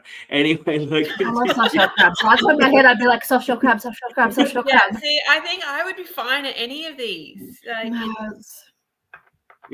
she'll eat the tarantulas. Yeah, I just have to try and get over what it is that I'm eating. But anyway, thanks to Christy. First of all, Christy couldn't even open the muesli bar. Yeah. Daddy, you had half a muesli bar head start because you were able to open it. That's. I'm also a mum who opens muesli bars that's mother coming in. I like how they had to open that. I like how they had to open it. I like how it wasn't open for them. I like that. George, you felt it should have been open, perhaps? I just, I don't know. I just thought it was funny that was probably the hardest part, opening the muesli bar. That completely gave me an advantage, being able to the fact that I do that. Rip it open. There was I did this in my sleep. Like kids are awake in the morning. I'm like, Go away. Yeah, here you go. I'm trying to sleep in. Yeah. Thomas is going into asking the hard-hitting questions. We spent more time on this food challenge than we have. Look, we ranted about it a lot in the real time. We're ranting about it again. And to be fair, in my notes, I didn't really have much in there about after the challenge because it was very straightforward. Lizzie was voted out 5-1. Correct. There was no real push to save Lizzie, I don't think. Who would be pushing it? Christy's just throwing her under the bus. Well, in the episode, we didn't see anything about there potentially being a Christy vote over Lizzie. That is something that is referenced at Final Tribal. Jazz claims that it was her that switched it on to Lizzie instead of Christy, but we didn't see that in the episode. But yeah, she votes for Merlene. I think just because she voted for her last time, I don't think there was any hope of her surviving. She knew she was done. And after she just done so well for them, poor thing. Yeah, she got 2 of their 3 points or something. I don't know how many points they got, but she got 2 points. Yeah. As we say, challenges don't matter. you stick to the strategic move. I tend to agree with the challenges don't matter, especially because there's not going to be another eating challenge coming up. But anyway. So on to episode 5. We're at the Red Tribe. We've got Christy looks like she's becoming the swing vote. She's forming a little group with Ethan and Maddie P, but Merlene approaches her and is like, oh, we'll do an Ethan blindside next round. That's why we kept you. It's all for nothing anyway, because they don't go to another tribal as the 5 of them alone, as we get to later in this episode. But we go to the edge of extinction. Lizzie wants to know who played the disadvantage. She finds out it's Amanda, because that is the reason she is there, because of that disadvantage. Amanda's mistaken play of how to get back at the Reds. Yeah. And we see her tell TK that Christy voted for him because when he was recounting, he was like, he didn't remember if it was a 5-2 vote or a 4-3. So I think he was not that happy when he found out that Christy did vote for him. Yes, because he was so blue strong and his grand plan put them all together. Yeah. Do you think, did TK, when he walked into that, look, I appreciate it was under pressure, but did he have the thought of, I'm playing with a survivor winner here. Maybe I should talk to her about what our strategy would be as a 3 of how we could best manage this. I felt like he did something that maybe I might do and go, I know what I'm doing. I'm gonna take Lizzie and I'm gonna take this other woman that I'm playing with, and I'm going to get us through this mess because that's what men do. Not call upon the advice of the very intelligent survivor player you have with you. I appreciate that he only had 5 minutes, but if his plan was to stick blue strong, he probably should have done more of a blue collaboration. He agrees with me. Yeah, because Danny, remind me, after you had the swap, did you go back to your tribes before the challenge, or it was just straight into the challenge, straight to tribal?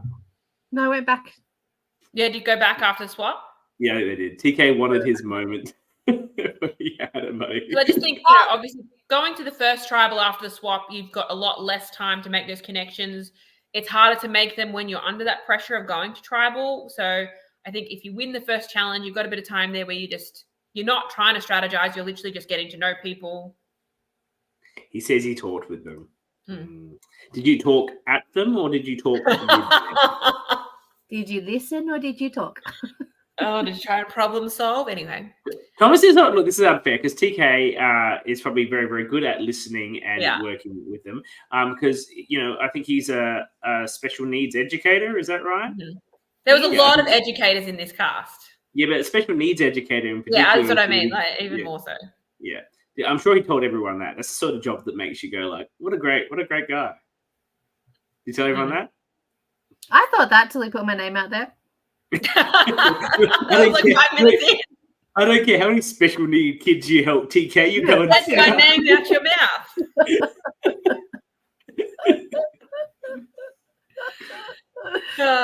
Anyway, so we go to the challenge. Both tribes are going to go to tribal. That's all they know at this point. Sorry, TK's jumping in. This is his moment. No, he's never had this. Christy wanted Merlene gone, so I listened to her. Interesting concepts here. Awesome tea there. We didn't see that. He said he's an asshole. I don't think he's an asshole. As a player, he's an asshole. As a human, he's a beautiful soul. Can relate.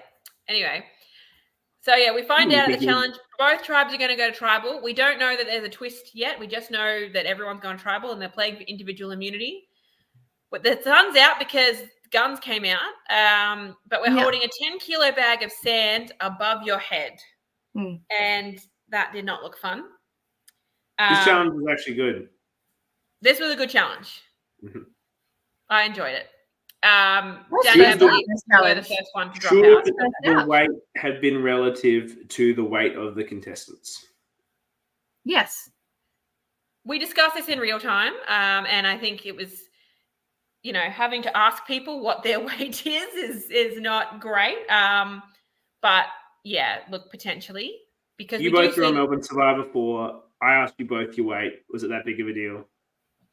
No, I didn't know what it was for either, and I wish I'd lied. Well, if I'd known. That's not revealing anything that's in the first episode. But I asked them both their weight, and I agree it was slightly awkward to ask, but it's going to be. We didn't know what it was for. I assumed that it was like it was a challenge where we were going to have to be in a harness or something, like something that you needed to know our weight for safety. Irrespective, it was for a challenge. That's why I'm asking you. I get that it's a bit of an improper question, but it's going to be for a challenge and Survivor. Yeah, I didn't think anything of it. I was like, yeah. Yeah, because if we look at who wins this challenge, it's Ethan and Luke.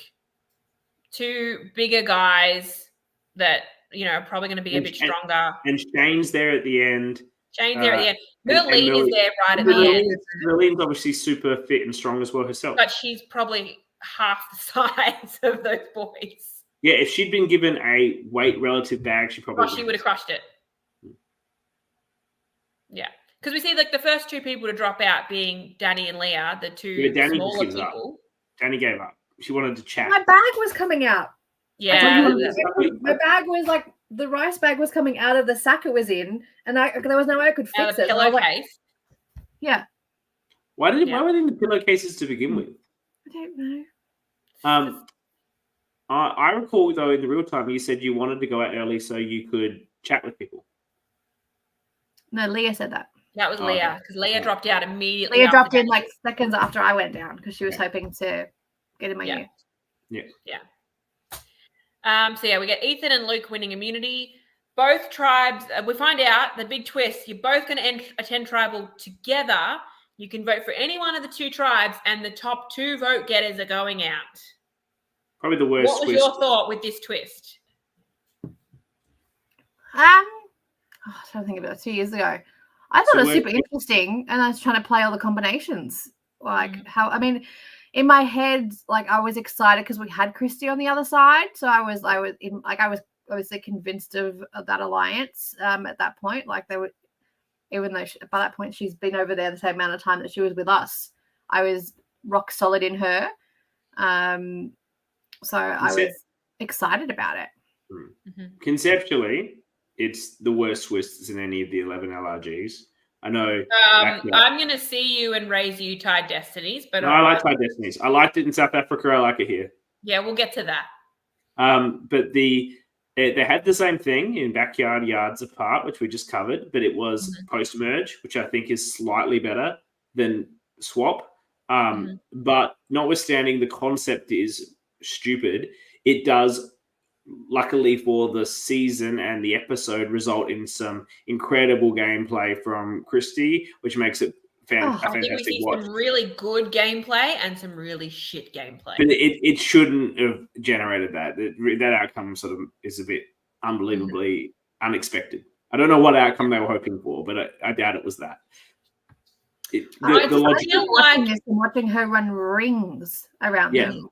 Yes, it's amazing. Rings. I was just it's amazing. Just the fact that social play in real time. The fact that Shane is the target for Ethan and for Maddie and for Jazz and Merlene, they are going to target someone who is from their original tribe on the other side. And then Ethan publicly tells everyone, guys, Shane's got an idol. We are going to vote for him. If you think someone has an idol, and if they were going to vote for someone else, that was a brilliant play. If that was all a smoke screen and we're actually voting for Danny, brilliant, do that. But don't publicly announce that you believe someone has an idol and then vote for them. The question is, what was Ethan actually doing? Because he saved himself and he saved Matt, so he didn't really give a shit what happened to the rest of the tribe. He was immune and he played his safety without power on Matt. But he still lost 2 allies. Was Shane his ally?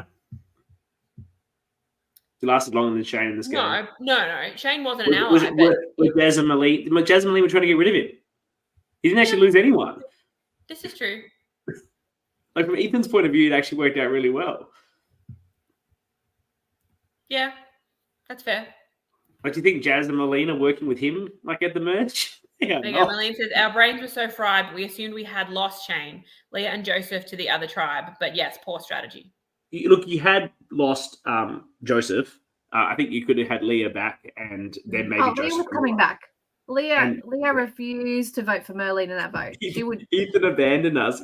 You just said before that you were planning on bringing Christy to vote him out. Like, in a normal tribal.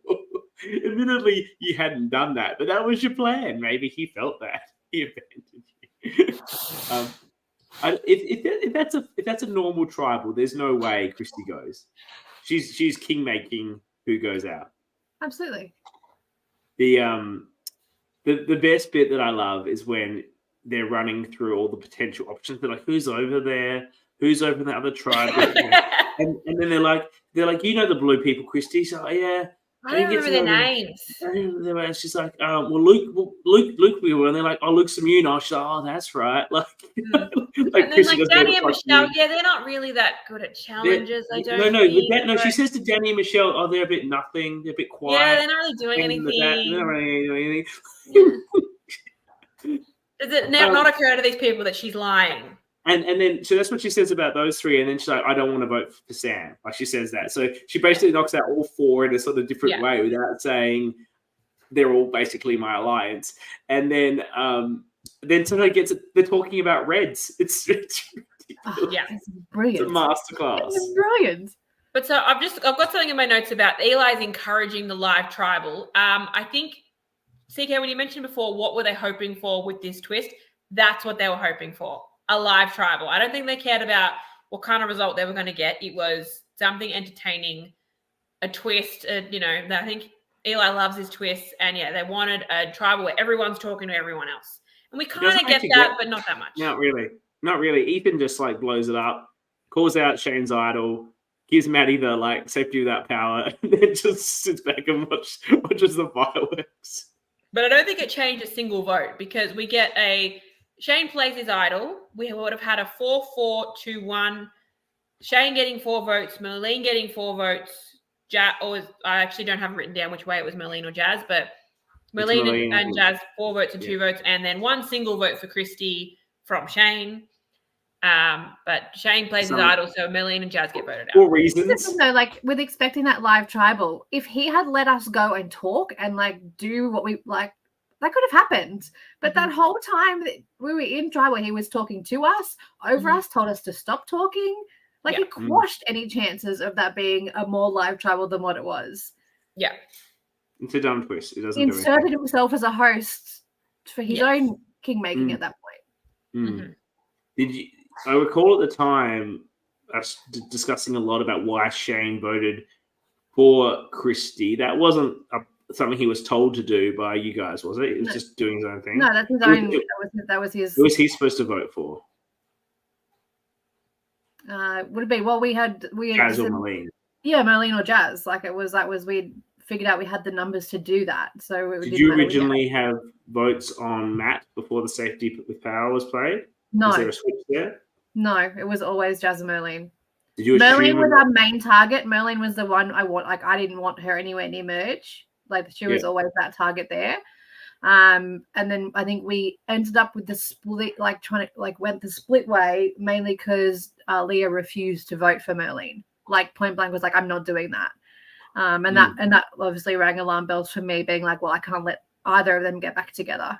Post this, because that's not a situation I want to happen.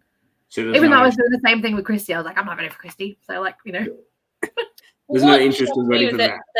We didn't have Leah and Joseph and Shane at least agreeing to vote for Merlene and then just doing their own thing. Because if the 3 of them had voted together, Yeah, how did you split those votes? Were you guys split on tribal lines with the numbers? Or was it divided, male, female? I can't remember how we were split. I think it was the four original Blues voted Merlene, and then the others were voting for Jazz.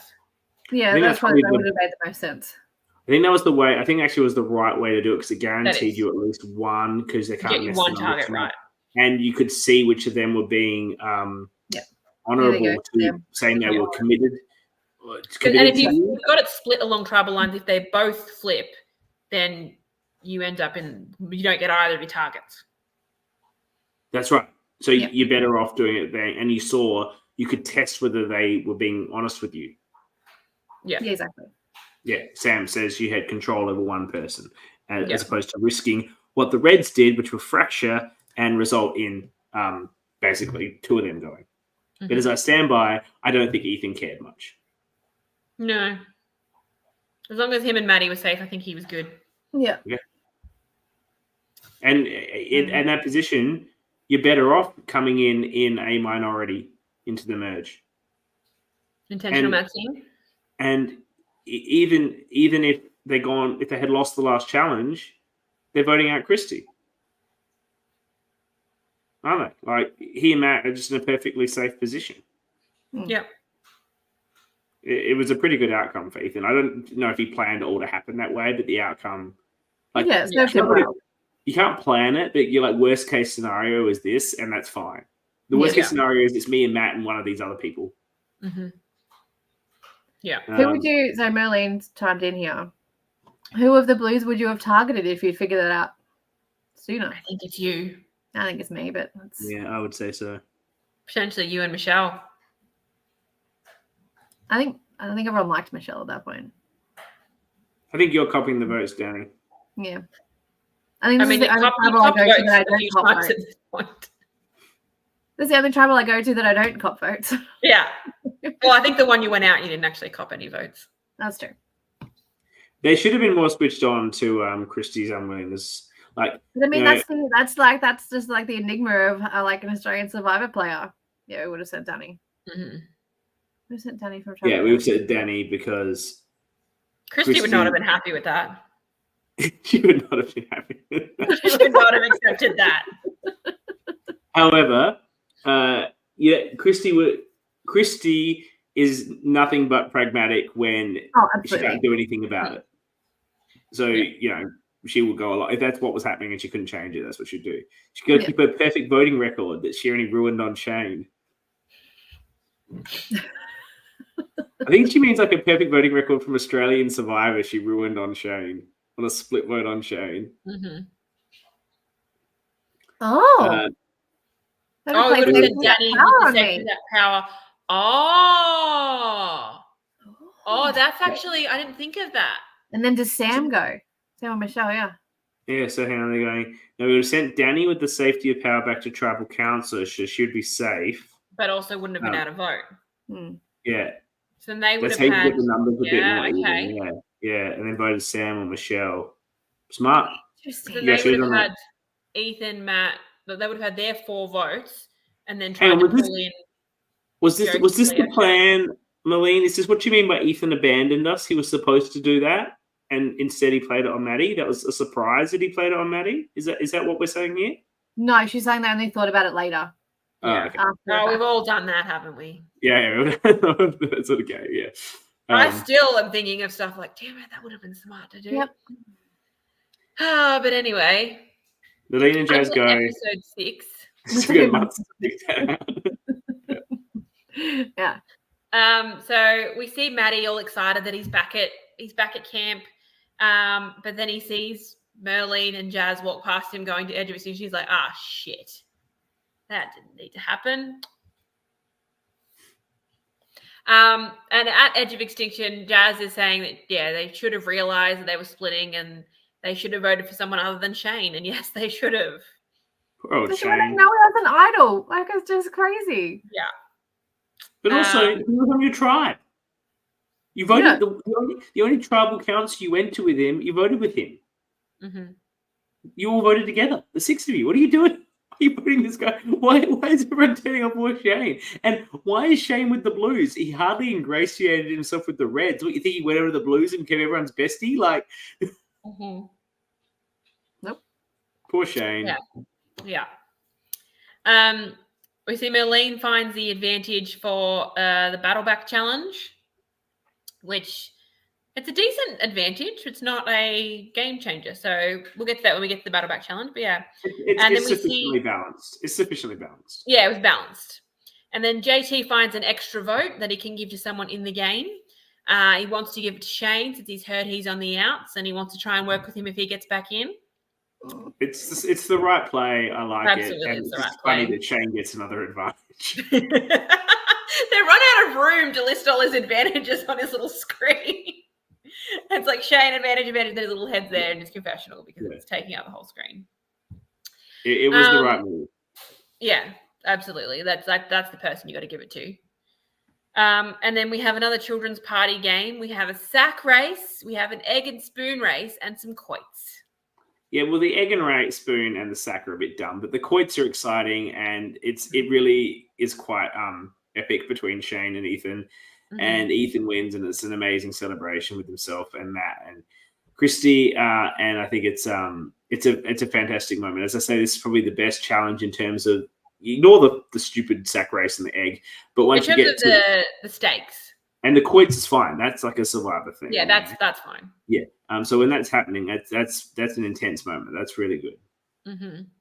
Oh, look, we were pretty happy too. We were happy for that to happen. That was fine. Like, that was like, I'm pretty sure we clapped. We were like, yay! Yeah. Like, there was no, we were not sad about Christy was going if she went to another tribal. Pardon? You had to know that Christy was going to go if she went to tribal. Yeah, and like, there was some discussion about you guys throwing the challenge, and you obviously completely didn't do that because I think all three of the former Reds are the ones that compete. Yes, we sat out. Yeah, so I don't think I could throw a challenge if I tried. I'm just not wired that way. I'd be in the middle of it and I would just play too hard. So I just chose to remove myself from the equation. If you were standing next to Christy throwing quotes, are you telling me you wouldn't think about, hang on, if I get all these She's quotes? She's a Scorpio. We don't have it. I don't think when I'm competing, I am there to win. Like, I can't. It all goes out the window. It doesn't like I'm there to win rain, hail, shine. Like, I don't.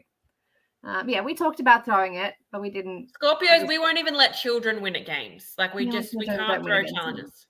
Okay. I just can't. So I sat out. That was my version of throwing the challenge. It's not throwing the challenge because you put the three people that needed to win the most in the community. Yeah, high stakes for them. They had to earn it for themselves. And they didn't step up. You should have the same. It hurts our brain to think about throwing a challenge. We spoke about it. We were like, I think we need to throw this, but I don't know if we can. I think Sam could have thrown it. The rest of you obviously can't do it. No, I can't. I think we could either. But we also knew we had to go to tribal council. Like, we knew we needed to not win that. Yeah. You could have just done a caramel and just been like, you know what, we're going to go to tribal, screw the challenge. Just walk off. Yeah, that's a move. Yeah, I just asked to go to tribal council. But it would have to be unanimous at that point, wouldn't it? Yeah. Yeah, they said they had to be unanimous. Yeah, so like, Leah and Joseph and Shane are not going to agree to go to tribal council when it's a 4-3. I wouldn't make assumptions about what Shane would do. Who knows? Yeah, but it was still not like Leah and Joseph were not going to go. Let's be fair. Yeah. So you go there and Leah's done. Goodbye, Leah. I think I skipped back to camp at that point. There was a bit of discussion about like Leah versus Joseph, but it was never. It was Leah always. If Shane was a different player, he could have saved her, but he had no interest in sharing his advantages. That would have been so smart to play the idol on Leah. Take out one of you guys. Yeah, 100%. Didn't he also have an extra vote? Could have made it a tie. I don't. Did he have it already? I think so. Yes, he did. Yeah, he's not going to make it. Extra votes are pretty useless. That's about the one time it could have had some value. Yeah. He wouldn't have thought of that. That'd be an interesting one because I think they would break. I don't think you four would break. No. You go to rocks? That's my brain to think about too. But then there's the question of does the extra vote count on a revote? It should. It should always. Shane can play his idol on himself. Is he's really that worried? And he's fine. That's what he should do as well. He should make 4-4, play the idol on himself, so he's safe no matter what. He probably wouldn't have known what happened in the tie, though. Yeah, okay. Look, he doesn't know the rules. But what he should do is play the idol himself. He's safe. Extra vote, 4-4. Share this information with Leah and Joseph. I think notwithstanding whatever they've agreed with you blue guys, they're in for that plan because this is fucking Survivor and now we're like rocking up the advantages. This is going to be epic. Plus, they have the numbers advantage then in the rock draw because Shane plays the idol on himself. So now you have the worst case. And because Leah's not taking it. So it would have only been Joseph drawing a rock. Yeah, Joseph versus 3 of you. Well, I would have copped the votes. Yeah. Okay, so you're safe. You're not drawing a rock. I'm not drawing rocks. It'd be Joseph, Michelle, Sam, and Luke drawing rocks. Michelle, Sam, you're in the chat. Would you draw rocks for Danny? Is the question? For a 3 and 4 chance that one of you are going. Yeah, 3 and 4. No, 4 and 5 chance. 4 or 5. Would you draw rocks for Danny, Sam, and Michelle? Danny's keen for that tea. I would have gone to rock for you, Danny. That's what could have happened. It would have been an incredible tribal council with all of, and then it would have got rid of all. Yeah, Michelle. That's it. Yeah, I understood. I get that. That's fine. Yeah.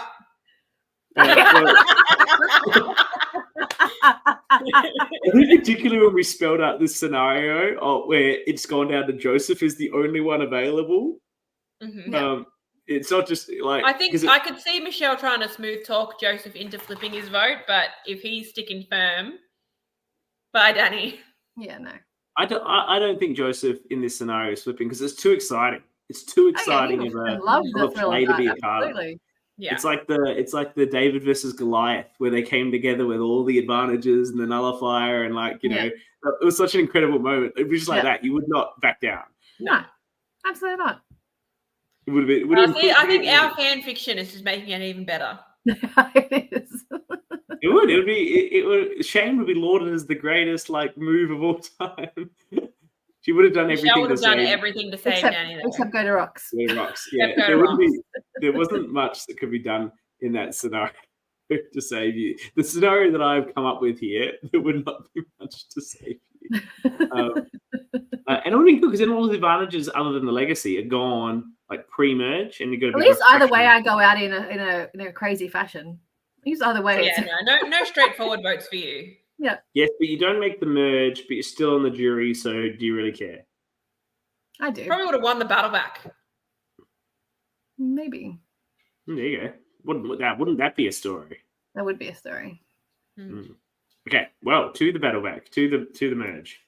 Yep, so we go, the red tribe, where there's only 3 people left. They're all publicly looking for an item. They're like, we find it. It's our item for the 3 of us. And Christy's like, yeah, fuck no. If I find that, that's mine. Which, yeah, fair.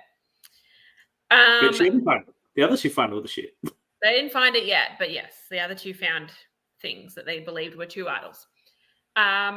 Everyone goes to the tribal council area. You merge. We get that little celebration, throwing in coloured buffs in, and we have the battle back challenge. Is that the merge buff? Yep. Oh, look at that. I thought you just had a scrunchie on. No, it's my merge buff. I think she's being installed into the buffs. Sam, Danny, always and forever. He never thought about it for 5 minutes, and he's not going to the rocks, apparently. I probably wouldn't go to rocks for them either. It's fine. Yeah, no, it's fine. Oh, hang on, no. It's because Michelle said, not rocks. She'll do anything to save you, but not rocks. Not rocks. Yeah, it's fine. Would do anything for Danny, but I won't do that. To be fair, I'm the same though. I feel the same. I would do anything but go to rocks. I was prepared to go in the 5-5 I was trying to create with Dale. I was prepared to go to rocks for Max. But that is a 4-4 even chance. It's not a 1-4 exactly. That scenario, it's not. Yeah. But doing a 4-4, just take the punt. But on the scenario that we're proposing, no one's sticking to those rocks. No. So yeah, we get our battle back. They've got to bounce the ball on the board. They're all the boards are different sizes. They don't have them uniform, so we randomly draw to pick which one you go for. Merlin's advantage. I like that. I like that. Yeah, I like that too, because if you can't have them be the same, well, let people make their own selection and randomly determine. And it clearly didn't matter too much because Jazz did not pick first. Yeah, but I don't think they were picking the right ones. I don't think people were thinking about. Well, there was some of them were bigger, but that also made them heavier. So I think it was hard to know what strategy to go for. Yeah, I don't think I would know the optimal board ball strategy here. No. How many times have you sat there bouncing a ball on a bit of wood? And not just a ball on a bit of wood, but sample different weights and sizes to determine my optimal ball bouncing plate. Yeah, no, you kind of just have to go with your gut. But yeah, Merlin's advantage is 10 seconds, which is a pretty fair amount of time. Because by the time she starts, we've got a couple of people dropping out, but clearly it wasn't enough to win her the challenge. They also need to stand in a hula hoop, so they can't really run around with it. Yeah. And we see Jazz win and re-enter the game. This is actually a pretty good battle back challenge. It's a very even battle back challenge. I think it's not something that someone is just going to dominate. It's a bit of like, oh, all right, how many of us have ever done this before? Yeah, backyard battlebacks are always ridiculously elaborate and take an hour, and it's too much. Yeah, this one I think was over in less than 60 seconds. To be fair, and that's in their one-day games, and they wonder how they end up at 2 a.m. So I think this was a smart way of doing it.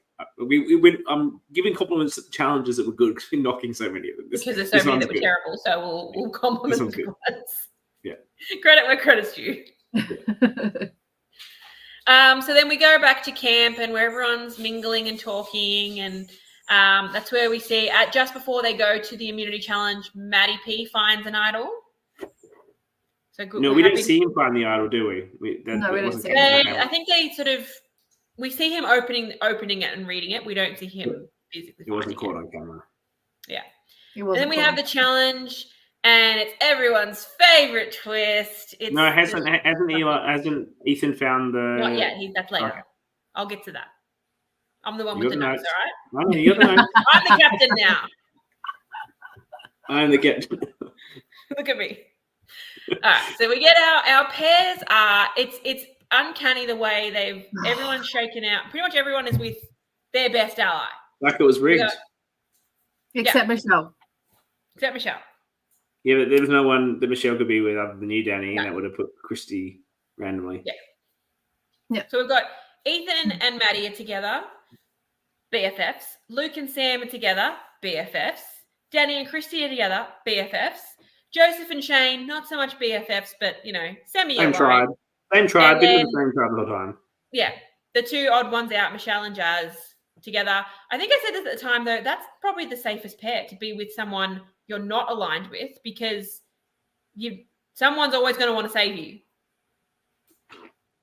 Anyone who wants to get out is not going to be too upset. I don't think a single person there was particularly interested in saving Jazz. No, but they're also not going to be Michelle keeps her safe. Yeah. I think if someone's targeting Christy, they're probably also wanting Danny to go.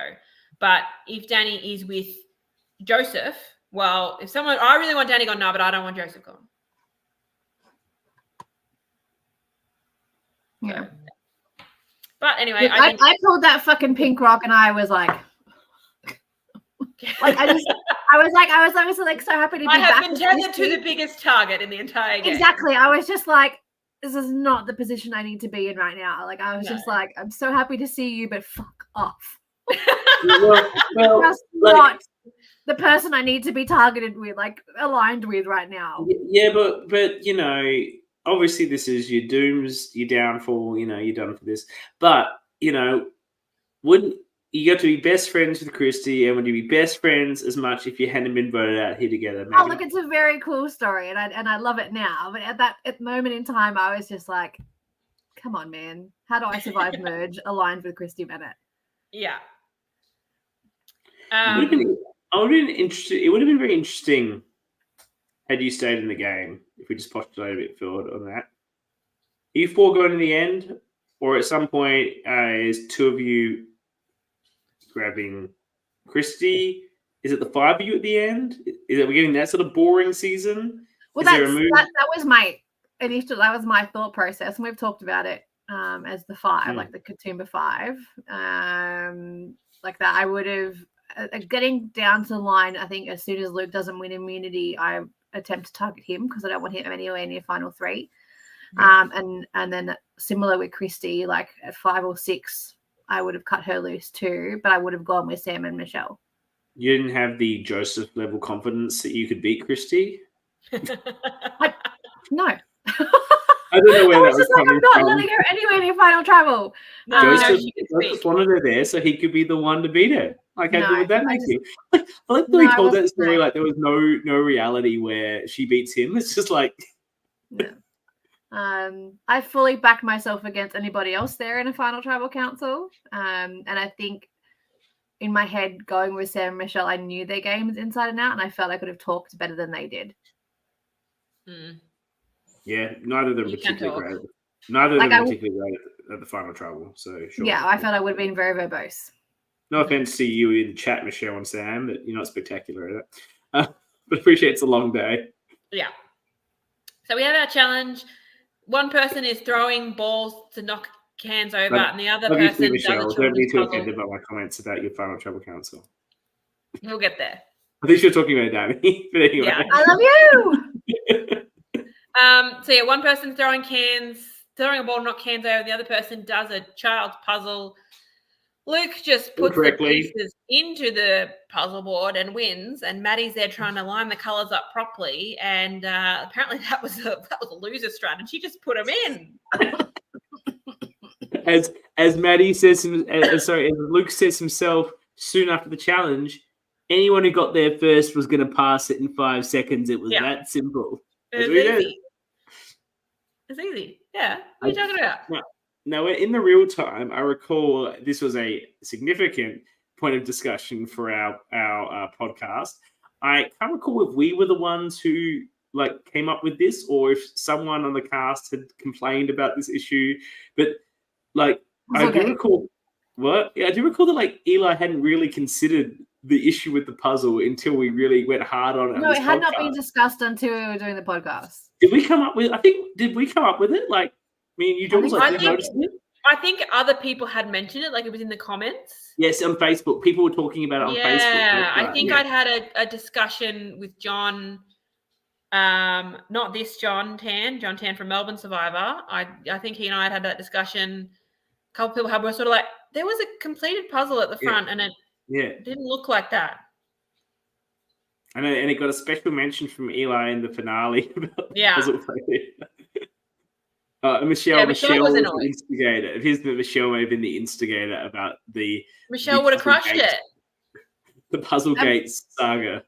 And we've played this out. Like, we played this out after the original pod, like in the big group chat, like how that vote would have gone. If Maddie and Shane win. Maddie and Ethan win. And Josh, Luke and Sam go here. Mm-hmm. Yeah, I think that's right. I already recall like there's no discussion about it. Like Luke and Sam go here. As much as I don't vote for them, they go here. Do. Yeah. Well, they're the most sensible people to vote out. They're both very threatening. And then we know that there's idols that Ethan and Maddie are going to be safe. Shane and Joseph are going to be safe. Look, there's the option. It's between Danny and Christy and Shane and Sam and Luke in that scenario. But as far as Ethan and Maddie are aware, they're like in an absolute tight ass trio with Christy, so they're not going to target that. Like, I always found this like, how they. It was Matt. I think it was Matt who got the specialized custom pops made by Todd. Yeah, about their 3 and the special pops and shared. And I'm like, but you weren't a 3. She was never with you guys. Like, what is this fantasy? Number 5. Yeah. Look, she goes both ways, all right?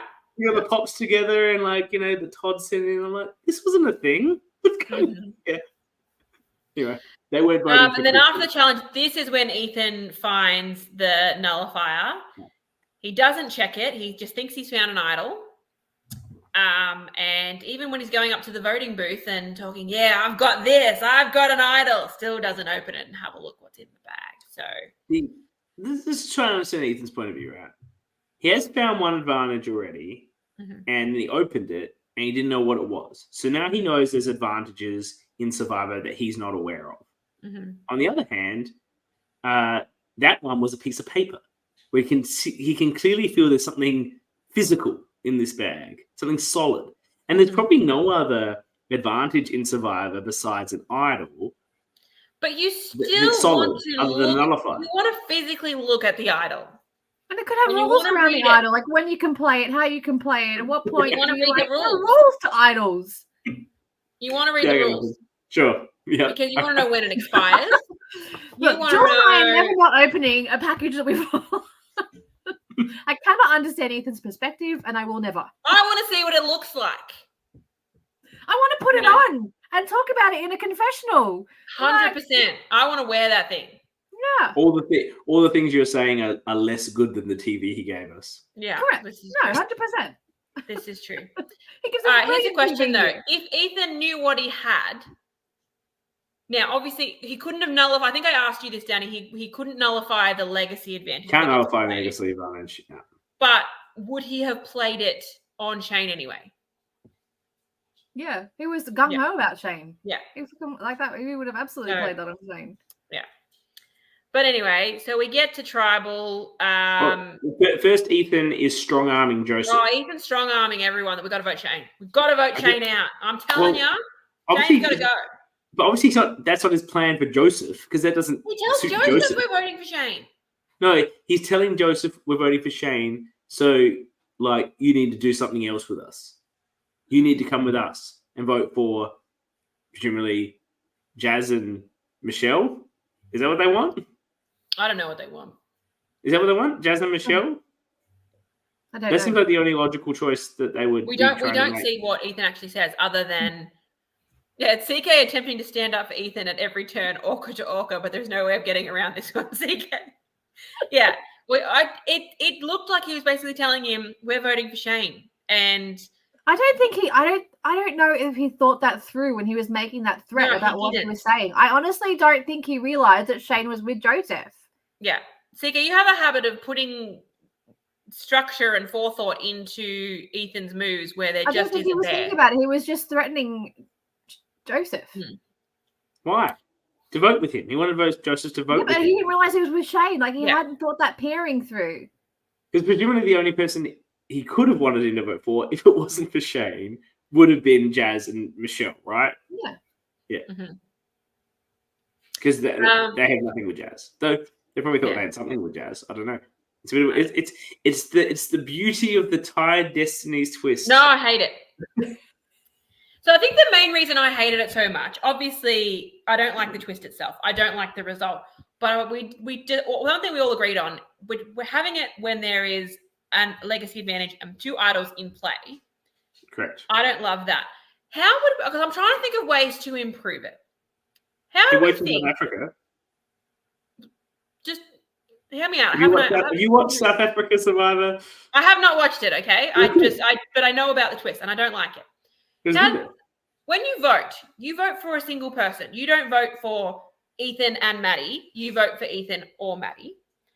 I think the idol should be the same. You have to play the idol on one person. If Maddie plays the idol on Ethan and your votes are on Maddie, too bad, you guys are gone. The mistake, just look, I think that's not really. It's not really the twist, right? But I think, as we said, and you're right, it was too many. Well, particularly the legacy advantage, which can only be used here. Of course, so of course, it's getting used here. Like as soon, the legacy advantage should have been the tribal after this one.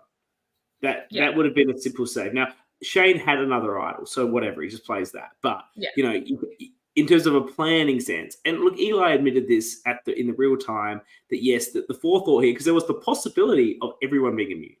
Yeah, if someone else had Shane's idol or legacy advantage, then if I had the legacy advantage here instead of Shane, I play that. Yeah, you play the legacy advantage, and Michelle gets plays his idol. Shane plays his idol, and Jazz and Michelle get threed out. Player. Yeah, so I sort of like when Sari got threed out. I enjoyed it. No, hate it. I know Sari actually liked it. I don't like it. I love that, but I'm watching that in the real time. To be honest, I don't really care about any of those players. Like, I'm not a Sari super fan, and Audrey's You alright. wash your mouth out. I don't really. Which part? I was like, oh, Cerise super fan. I'm not a Cerise super fan. I'm not. I know. I'm just saying. You just Jules is. Okay, massive. I'm not. I don't really care for Ty. It's fine. I like Aubrey's probably the one I like the most there. I don't like Culpepper or Troyzan. And who was the other one that was there? Lucina.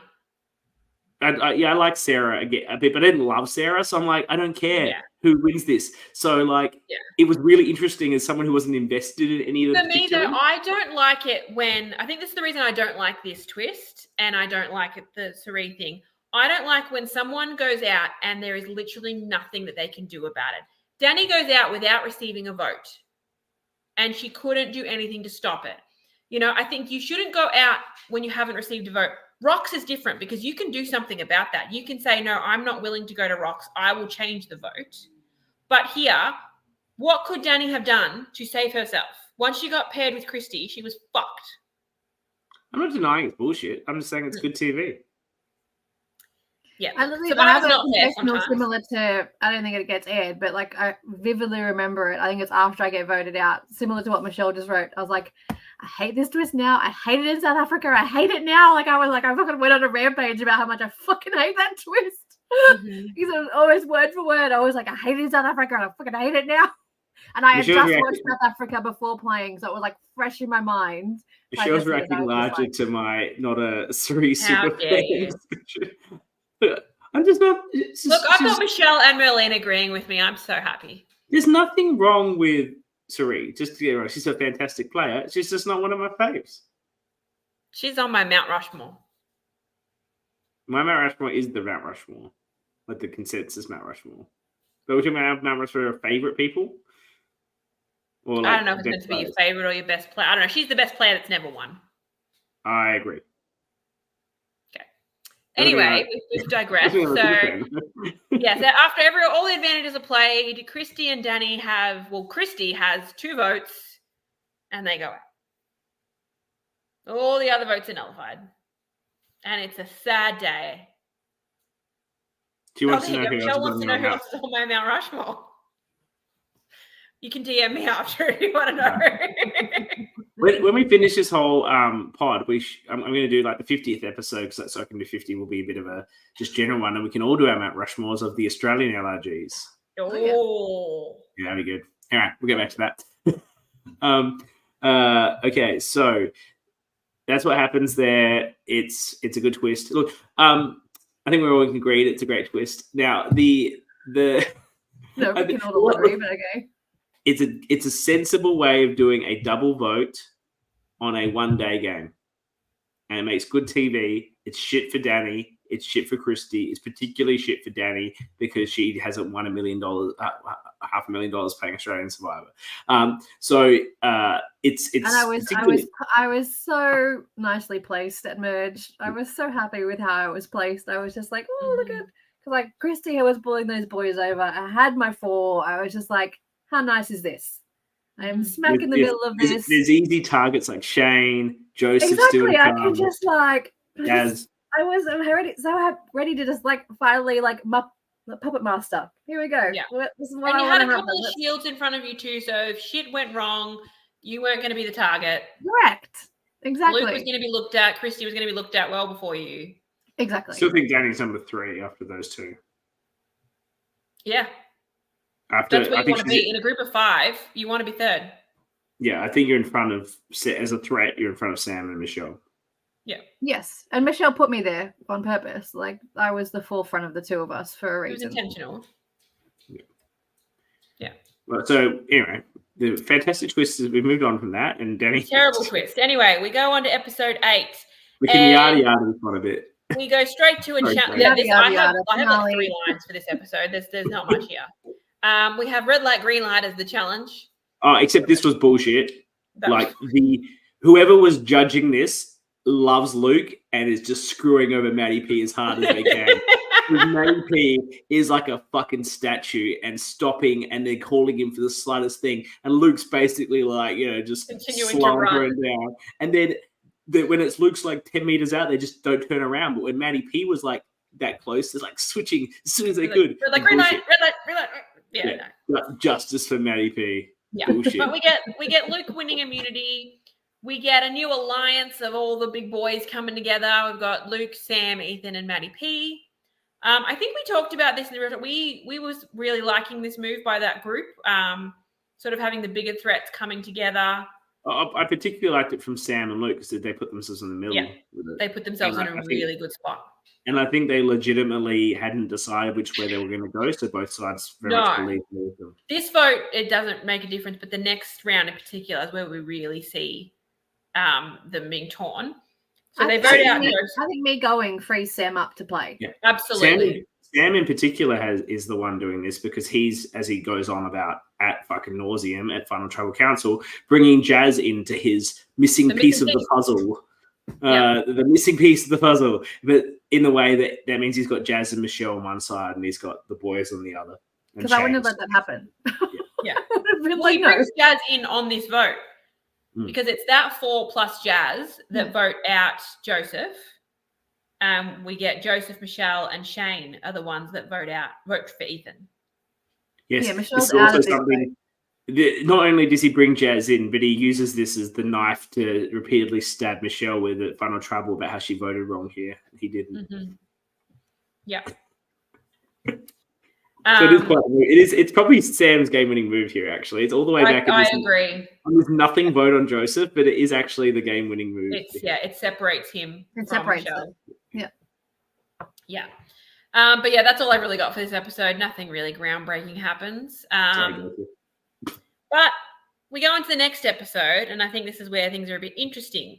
We get confessionals from Matt and Ethan talking about they're feeling really good about their position. They've got this solid 4 alliance that's going to take them right through.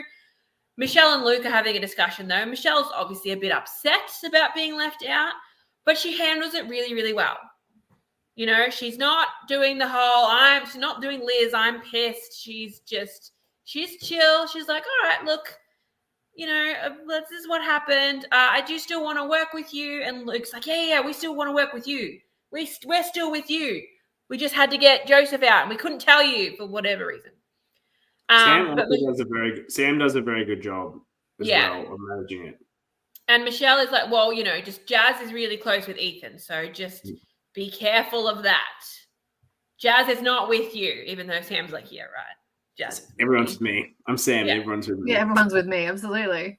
Yeah. So first it's a conversation with Shane, and Shane's gone next. Yeah. Yeah. First it's just a conversation with Michelle and Luke, and then Sam comes over, and Sam just does his normal. If you've ever had a conversation with Sam, you know exactly how he smoothed it over. It's how he is. It's how he talks to people. He did a really good job here. Sam Green. I never met Sam in real life. I'd only seen him host Brisbane. And I still called him as the winner just based on watching him host Brisbane because I could see that in him just from that. That's why I called him as the winner when we started this. And I'm saying this so I can prop myself up as calling him as the winner before the season started. He could have a conversation with you where he's telling you you're a shit human being and you're probably still wanting to hug afterwards because it's the way he talks to you. No one should have been letting him get anywhere near that Final Tribal Council. And we'll talk about that later, Michelle, when we get to how you should have played your idol. Anyway. We talked about that at the real time anyway. Yeah. So our challenge is, have you been paying attention? This is once again Eli inserting himself into things because there's questions about Eli in this. To be fair, I like that that's the one most people don't really fucking know because they've been paying attention to him. Yeah, there's things like, who got the second most votes here? Who got voted out 4th? Who did this? What was I wearing? But then they were like, I don't know. I wouldn't know. That's the one most of them had no idea about. No one got it right. It was funny. Yeah, so it was a good little backfire. He had his little, what's the green and red team? He had his little beanie on. South. I don't know, rugby. Yeah, that. No, some people said beanie. Beanie was the answer. I think Michelle said that's what he had on during that challenge, but it was what did he have on start? What did he have on in the previous one? I don't know, a different beanie. I mean, beanies did he bring? Yeah. A lot of beanies. Not the, Christmas Freddy Krueger beanie. That's what I call that rugby team. I don't know. I don't know rugby. I know purple is the Storm. The Rabbitohs. This isn't the team that Lee is obsessed with because she would not tolerate this. No, she's West Tigers. Yeah. I know that one. She's obsessed. I know. Frankly, I know. She was wearing a Tigers jacket when she was there. She was. Frankly, I'm not going to piss off a lot of people in the chat, but I don't know how any of you people can be this obsessed with rugby league. But anyway, let's look. Let's move on. I'm a Melbourne girl, so I'm all about my AFL. My team made the finals. If anyone was paying attention, we scraped through. Anyway, that was the definition of scraping through. You lost in the final. Shut up! I've never barracked for Port Adelaide so much in my life. But anyway, so Jazz wins immunity, and we go straight into tribal. We don't go back to camp. We're straight to tribal, and it gets a little bit of a live tribal. There's talk about, are we going to vote for Shane? Are we going to vote for Maddie? Are we going to vote for Ethan? Shane wants to vote for Luke, and so much so that he does it twice. But he is the only one that votes for Luke. Everyone else votes for Shane. He plays the wrong advantage here, plays his extra vote instead of his idol. Yep. And yes, at the final 7, we get a 6-2 vote. But anyway. Look, I think that was always going to be a fairly straightforward one. Shane was on borrowed time from the minute the game started, so I think it's impressive that he made it this far anyway. He was incredible at finding idols, and his general read of the situation, other than here, with his limited survivor knowledge, was actually quite astute. Mm-hmm. And he always picks like the big threats. Like he gets to Luke here because he knows he can't beat him. He came for Christy because she's so threatening. He read the threats well. He just didn't put himself in a position to do anything about it. He didn't understand, like a lot of people that actually even watch the show, that the game is fundamentally social, and he put no effort into building social connections. Yeah. So it didn't matter that he clocked what the threats were. No one were interested in working with him. As everyone said in the chat, to do anything about it. It was a closed book. You didn't know if you could trust him. No one knew if they could trust him. It was a wild card. 100%. Yeah. Then we go straight into our next challenge where we're eating a cheesy mite scroll on a string, and then the first 3 to finish that get to do a puzzle, another children's puzzle. So we get Luke, Ethan, and Michelle moving on. The boys are eating their cheesy mite scrolls off the ground. Michelle's the only one who's still got it on their string at the end, so she gets bonus points for that. This is a real child's event, this one here. This is a real child's party. Yeah. And then we get, a kitty puzzle. And Michelle even says after she wins that some of the pieces were already in the right spot, so she didn't have to do too much to win that puzzle. Wow, sounds a bit rigged. Yeah. Well, no, it's because they had it. I think they dumped it out and her stayed together or something like that. I don't know. It's like when you break a Lego for a kid to build again, but half the Lego is still built. Yeah. Add the bits to it. No, when I take my Legos apart, I make sure each individual piece is separate before I start again. Anyway. So we've got Ethan thinking that Michelle wins. Ethan thinks that the 4 boys are going to stay together to vote out Jazz, and he's all in on this. He thinks this is the plan. He's like, Michelle won, that's not ideal, but we've still got Jazz. So if Michelle wins again next time, then we're in trouble. Meanwhile, Luke and Sam are stuck between, they've got their 4 boys and they've got the 3 blues plus Jazz. They're in the middle. They don't know which way to go, and I think they're genuinely not sure. I'm a teacher, though, but not separating pieces was a rookie mistake. Yeah. Who does a puzzle and doesn't separate the pieces? But, I guess you're under stress. You don't think about it. You see in the real Survivor, they don't sort them properly. You got to sort it. But you do sometimes think they spend too much time sorting and you just lose as a result. I'm already getting judged in the chat for being an Ethan truther, but and he believes that he's going to the end. And you know what? He has some grounds for that because people don't like him. He's a bit into himself, and he's bumbled it up a bit few times. It's not unrealistic for him to think he has a chance of being brought to the end. No. But the way he's talking in his confessional is very matter of fact that, Jazz is going to go here then. Jazz is threatening. No, but he doesn't. Yeah, he's all in on that alliance, and he thinks that's a Final 4 deal. That's a done deal. That's happening. If I was in his shoes, I would probably believe them too. It seems to make sense for Luke and Sam to take me and Matt if I'm Ethan. Yeah. Well, I wouldn't be letting Maddie P's another one. I wouldn't be getting anywhere near a final tribal. But that's what's happening here. They're not worried about Ethan. They're worried about Maddie P, and they should be. And that's where they're at. They're not worried about Ethan at all. Yeah. No. So at Tribal, Michelle finds an idol at the voting booth, which so she comes wins this immunity. close. Like he's second after her, right? He looks in the exact same place. Yeah. How was it determined? I don't like this idol was obvious, right? Wasn't it? Was it in the pot? It was in the under the thing. She was the second person to go up to the voting booth, though. She wasn't the first. Off the lid. No. So they had there was on the table, there was like a little drum there that was just kind of decorative, and she had to lift it. It was underneath it. Were you guys lifting this drum like every bloody time? No, I think it was. I don't think it was there every time. Okay, so a new drum has just appeared on the voting she table. She wasn't the first person to go, and she found it. How did it go in the order of who's going up? Oh, it wasn't hidden well. I could see it. It was just sitting there. Okay, but I don't mind it. But how was the order determined? Eli where you sat in the thing. Always? Always. If you were sat at that's why Luke always sat first, because he always wanted to be the first to the booth to find those clues. It was in the order you were sat in every time. Did Luke miss it this time? Must have. Mm. So Ethan. I don't have who went first, but Michelle was second. Yeah, Ethan is third and looks in the same place. A few of them look there. I would also look there if there was a conspicuous new drum just sitting on the fucking table. I think it changed. There was always something new there, so I don't think it was suddenly there's something always new. It was there was something different each time. Are you sure about that? You're making that up, but it may. Every used the same eggs 50 fucking times. You tell me they had a new prop on the voting desk every episode. Surely not. Can anyone back Danny up in the chat on this? But again, I also I voted 3 times the whole time, so I could be, I don't. Yeah.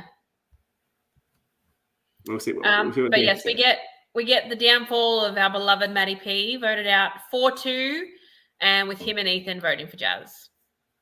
Hey, Joseph here. Pretty sure it was the same the whole time. Hey, Joseph.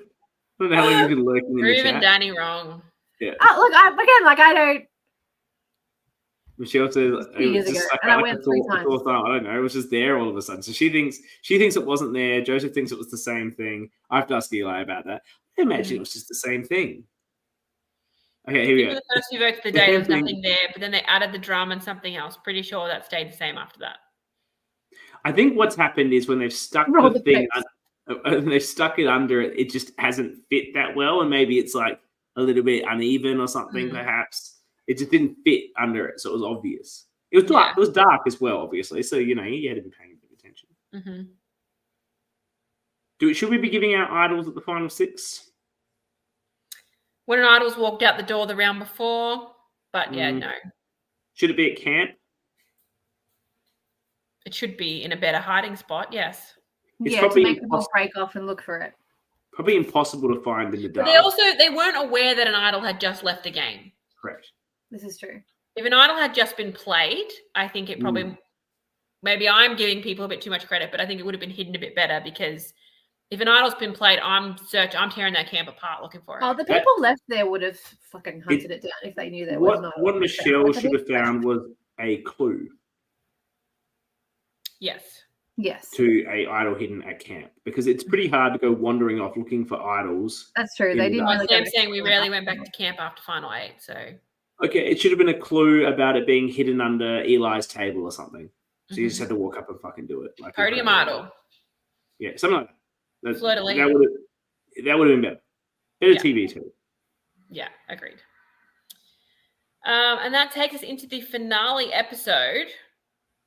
Our first challenge is Survivor Trivia. I am appalled at how badly these people did at that challenge. Is this fair? I would have got every single question right. So would have I, but is this fair? Is Survivor fair? And look, they did do this in Backyard season 3. I liked obviously you couldn't do this in Sydney, but I liked what they did in Backyard Yards Apart, where it was a quiz on Backyard season 1. It's a great way for Kyle and Brian to get 15 or 16 people to watch their first season. But equally, they were told to watch that before the season. So everyone had the same information. Everyone did it but one person. That one person was disadvantaged. That's the way it goes. Yeah. I didn't mind when they did this in Backyard Exile, but that was like final 7. Final 5? Just seems like I would have switched this with the Have You Paying Attention. Yeah, I think Have You Been Paying Attention is better for a later challenge anyway. Yeah, it's fairer. Everyone's got that information. That should be final 5, final 4. This is a lot of trivia earlier on. Because it's an amazing race thing. How the last amazing race challenge is always, what do you remember from the race? So maybe if you switch them, it probably. And the Have You Been Paying Attention? I like that as a fire making challenge. Oh yeah. Yeah. I know a lot of orgs have that for their fire making challenge if it goes to a tie at final 4. Because I doubt Eli was having anyone make fire. Most orgs that I've done, the challenges are basically a hodgepodge of all the challenges you did before, which is like old school Survivor. Okay. But anyway, so Luke wins immunity with his, handful of questions that he got right. I like the Ian Dixon question, though. Sorry? I like the Ian Dicko Dixon. That's a real, Survivor, nugget. Yeah. A lot of people would need to get that. Ethan would have been way too young to be able to get that one right. I watched that season. So did I. In real time. Actually, wasn't half bad. The dickhead senator from the family from One Nation was actually reasonably entertaining, despite his background. David something or other. I don't remember it that well. Who won the season? She was the chick from Home and Away, right? I think so. Yeah. Yeah. You can't tell me you would have got every question right. As if you would have got the returnee Australian survivors off the top of your head correct. Oh, it would have depended how long I had, but if I had enough time to sit there and think about it, yeah. I think you had 10 seconds. Okay. I guessed 25. Well, hang on. They said Heroes versus Villains hadn't been released yet. So you only had to do All Stars.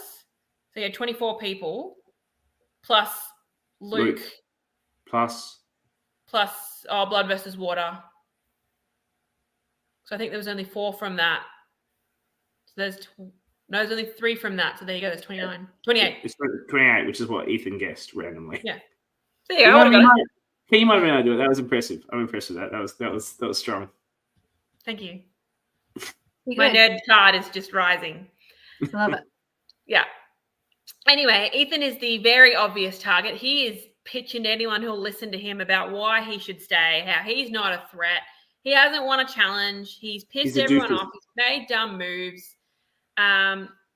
He's saying to Sam, he's telling Jazz, I'm going to vote for Sam. That's the pitch I can make. And then he goes to Sam and says, oh, Jazz is saying your name. And Sam's not buying it. He's just like, oh, okay. Yeah. All right. To be fair, I don't think Ethan was aware of Sam and Jazz's connection. I think anyone was aware of Sam and Jazz. Anyone was aware at that point. I do think that Sam is the most sensible target for Ethan to be coming for. Yes. Yeah, with Luca Moon, yes. Yeah. So I think Ethan's doing everything he can here. He probably shouldn't be wasting his time on Sam. No. I think if Luke hadn't won, he might have had a fighting chance. Yeah, I think Luke probably goes. We'll have to get Michelle's view on that from the chat, whether she would team up with Ethan and Jazz to vote out. Would Jazz have been willing to do it without Sam? Maybe. Sam might give his implicit blessing to it. Perfect for him. He can vote out Luke without writing his name. Yeah. Yep. But anyway, Michelle plays the idol. It's she's only got that chance to play it. Why not? And she's like, no, she wouldn't do it. No. We talked about this at nauseum. This is the last chance to play the idol? Yes. Yes. You should have saved Ethan with it and voted out Sam. She would never have teamed up with Jazz or Ethan. Ethan was too the whole day. Michelle and I would even before we were just like, Ethan is not our type of player. He was just way too chaotic for us. That I wouldn't have played with him either at that point. But you don't need to worry about that at this point. You can save him with the idol again. The only reason he's in the game now is because you played an idol on him, and you take out the big threat in Sam, and all you need to do is beat Luke at the final challenge, and Michelle's probably winning the game. Oh, I understand it now from that perspective, but in that moment, there's no fucking way. But she's got Michelle's working 30 seconds to decide what to do. There's no way. They're And after a full day of playing, your paranoia is sky high. For all she knows, there's votes coming her way. Yeah, and she sees safety with Sam. I don't think for a second Michelle thought votes were coming her way. You never know. I get that, but I think you know enough to know. I think that Michelle, and I'm putting thoughts in my own head about what Michelle had done, might have considered it more, and she can tell us here, if it had been Sam that was immune and can I idle out Luke? Mm-hmm, mm-hmm. Now that would have been. I think there's also that's a different story. That's a different story. There. Yeah, well, I played it anyway. I didn't think votes were coming my way. She talked about it at Final Tribal that she found an idol and played it, even though she knew she didn't need to. Yeah, we've just talked about this at length in this show. It's not a thing to do. If you're that sure that you don't need the protection, just do the Marianne and break it out at the Final Tribal. It's got more impact. Mm-hmm. Yeah, it's a risk. It's a huge risk because what if you were getting fooled? But also, I mean, we'll get to it when we talk about Final Tribal. Sam went first, and his whole opening statement was about, "I'm here without any advantages, without any challenge wins." And so if Michelle had been like, "Oh, yeah, I've also got an idol that I didn't play," like, no, it's better because it's like I had an idol, and he can say he didn't have one, but you know, I was so confident. One and didn't need to play it. That's how confident I was. That's how much control I had on the game. That's what Marianne did. Yeah. It's more convincing than when you play it. Oh, I didn't think I was getting the votes, but you know, like, you know, yeah, I get it. Like, I'd probably do it too. It's very hard to like not play it in a situation. Yeah. But it doesn't. It just goes like it's like a womp womp, and no one cares. Like you made the idols meaningless. Yeah. Yeah. I still think you shouldn't play it on Ethan. Anyway. Yeah, we got Ethan voted out 4-1 over Sam. And then we go straight into our final immunity challenge where we've got like a little memory challenge with colored eggs. I don't mind this for a challenge. I think this is sort of going into the territory of what Backyard does well. Where Backyard does their challenges really well is they take challenges that you would see on normal Survivor and just make it with, you know, your milk crates and your at-home things. A straight-up memory challenge, repeat back the pattern that you've given me. I like that for a challenge. Yeah, I like it. I like it too. I don't love it for a Final Tribal. I don't like it for a final immunity challenge, but it's options are limited. It's very dark. You know, what are you gonna? Yeah, it's fun. So we get Michelle wins final immunity, and Luke basically knows he's done. He approaches Sam and is pretty much saying, "Look, I know you're going to vote for me. I won't vote for you, but it's too fucking nice." Guilt Sam into going to fucking fire. Like, come on, give it a go. Don't give Sam permission to vote you the fuck out. He's just a nice guy. He openly says to everyone that he's gonna vote for Jazz. He should have guilted Sam into fucking vote. Like, don't go to Sam and give him permission. He actually gives him permission. He basically says, "Hey, mate, you vote for me. It's fine." It still didn't stop Sam from feeling guilty. Like, if I remember sitting in that Final Tribal, and I was so sure that was not like Jazz was going at that point because I was so convinced of my three that were left. Yeah. And then Leah said something, and I looked at Sam, and he was visibly upset, tears in his eyes. He still did not want to do that. That he knew he had to, but even with permission, he was not happy about it. Yeah. So that means that if Luke had tried a bit more of a hard sell, come on, mate, it's been you and me all day. Send me to fire, please. Then Sam would have had even a harder time with it, and he might have done it. Maybe. I still think he makes that call. I still think he votes because I think he thinks if Luke wins fire, and we've had this conversation too. If Luke wins fire and he's in the final three, Luke wins. Sure, but I'm just saying, you know, just fucking like Luke. Don't give up and lie down and fall on your sword, mate. Like, yeah. Look, no, I agree with you. I still think that vote goes the way it goes, just with even more tears. I never stop fighting, so no. I'm not saying, I don't think I would ever tell anyone it's okay to vote for me. Yeah, never, ever. The only time I would ever say you can vote for me is when I'm the target and we're worried because we think someone's got an idol and we're trying to vote for the person with the idol, and you know, otherwise I'm going anyway. I'll be saying, well, you know what? Look, I'll take the punt. They don't play the idol, you know. But I'm in the votes anyway if we don't do it. So, like, that'd be the only time I'd tell someone you can. Yeah, I've done it where I've had like I knew I was going, and there was, me and one other person, and I've said, you can vote for me. It's fine. Yeah. Or if you're playing an idol, you're going to play an idol. You're like, yeah. Do what you want. Do it. Or I've done that in orgs. I've had allies and say, you can vote for me. Whatever. I'm playing the idol this one. Like final 6, I'm playing this idol. So, and they did vote for me. Yeah. Whatever. Anyway, we digress. So we get the Luke vote out, and so our final 3 are Sam, Jazz, and Michelle.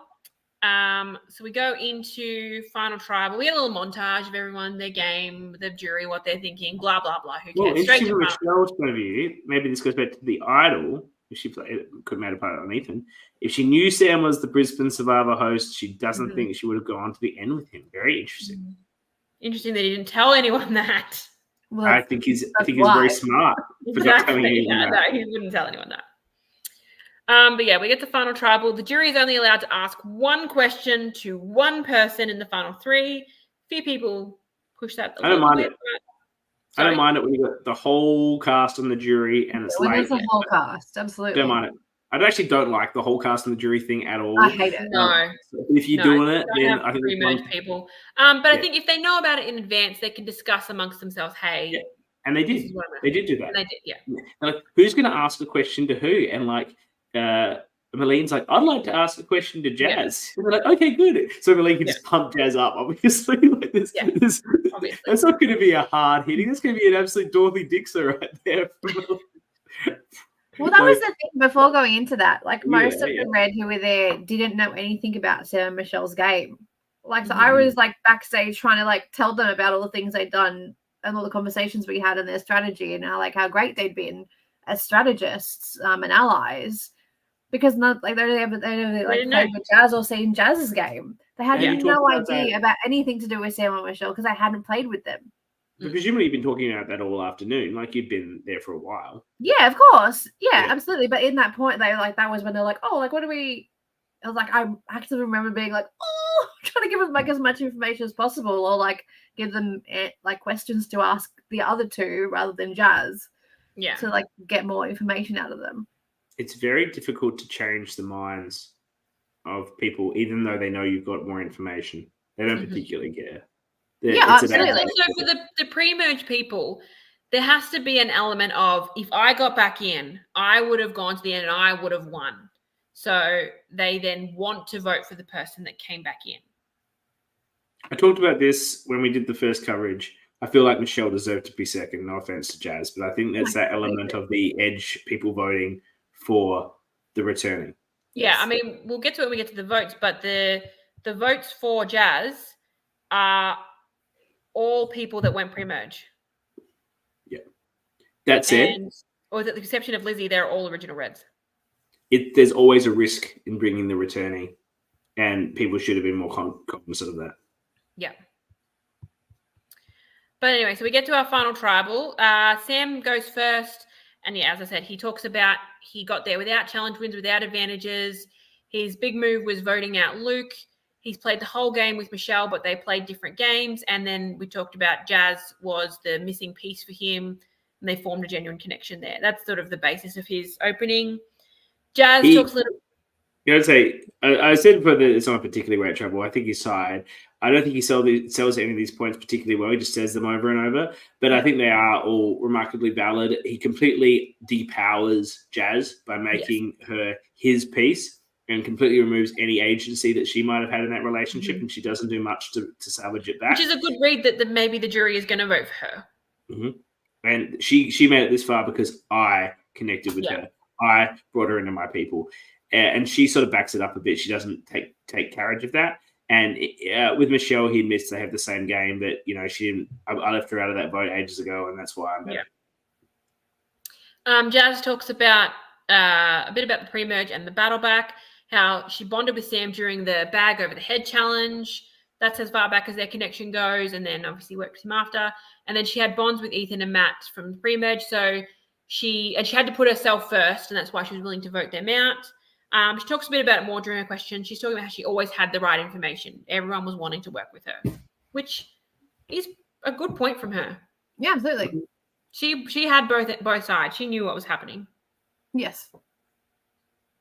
I think she was generally a swing option. Yes. And then Michelle talks about she thought she'd be first boot because of who she is, how in org she's always a first boot. She really had to rely on her social game. She had strong relationships. She particularly mentions Danny, Christy, Sam, but talks about she had good bonds with everyone. She won a couple of challenges. She found an idol even though she didn't need it. So I think her pitch is trying to say she had a pretty well-rounded game. I agree. I think starting about this first boot, like when for her it was such a big part about who she was and that it was going to be a challenge for her. But the fact that no one knew who she was means that challenge is sort of meaningless. And when you start your speech with that, people are like, who are you? Like, oh, you run a Facebook thing? You do some orgs? Like, why am I threatened by this? Like, and you've already got people now thinking about that as opposed to whatever you're starting now to talk about. Yeah. So I know it was very much her truth and her story. It's just not how I would assume anyone else was perceiving her. She's threatening for other reasons. She played a great game, but that didn't really enter into anyone's. The only person that could have really got away with saying something like that is Christy. Correct. And when you got someone like Christy there, no one cares. Like that you run even then, I didn't know. Yeah. People didn't know. But even if I did know, like why would I be bothered if she runs a Facebook group? Yeah. Like are there other people? Super fan status of that, like just the. There are a lot of people who would know who she was and be threatened by that. I think what she did to after the pub, everyone's like, "Wait, who are you?"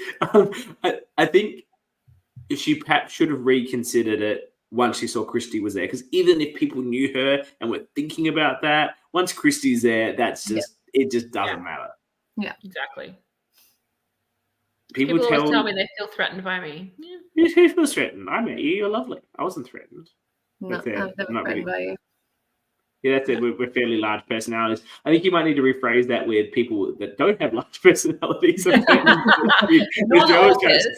collaborative. Yeah. So yeah, we get into our questions. We go in game. She says. Oh yeah, I can see that, especially in org. Yeah, I could see that in the game. I think I'd be a bit wary of Michelle in a game. Yeah. So yeah, we go in reverse order of the vote out. So Luke goes first. He says, Sam, who would you vote for out of the other two? And I think Sam, again, we go into him reading that Jazz is potentially going to get more jury votes than Michelle. And he leans into it again and says he would have voted for Michelle because we made a lot of the same moves together. I understand her game. I think if you're asked that question, you say the person that you don't think is going to get votes. That's always the correct answer to that question. Is that what he says? Yeah, he says Michelle is who we would. Whose question was that? That was Luke's question. Oh, yeah.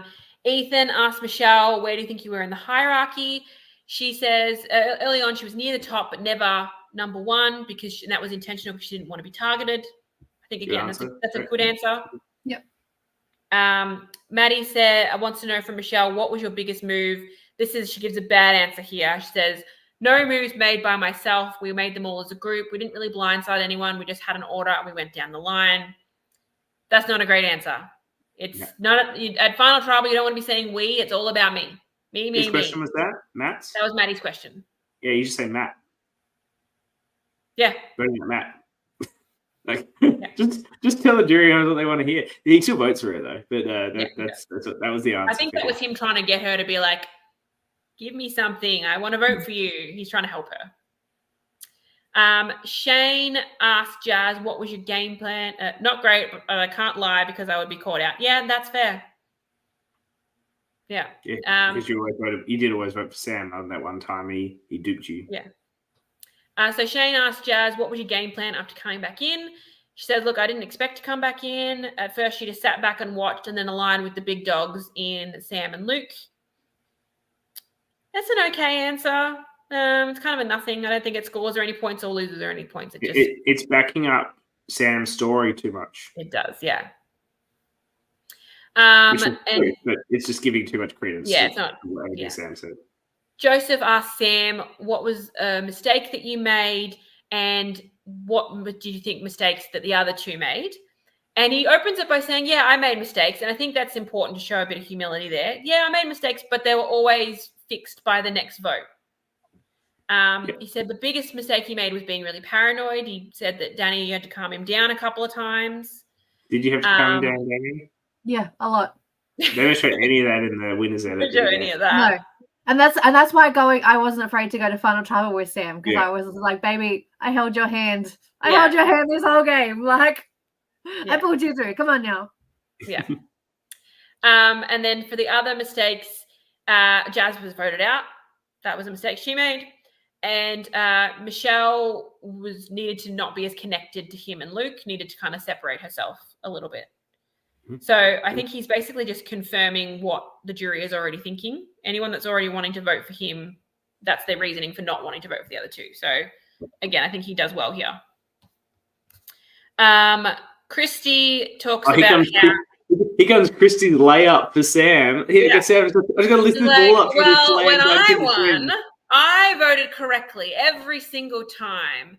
Tell me, Sam, how many times did you vote incorrectly? And the only time was at the merge vote. He did not vote for Christy or Danny. Every other time.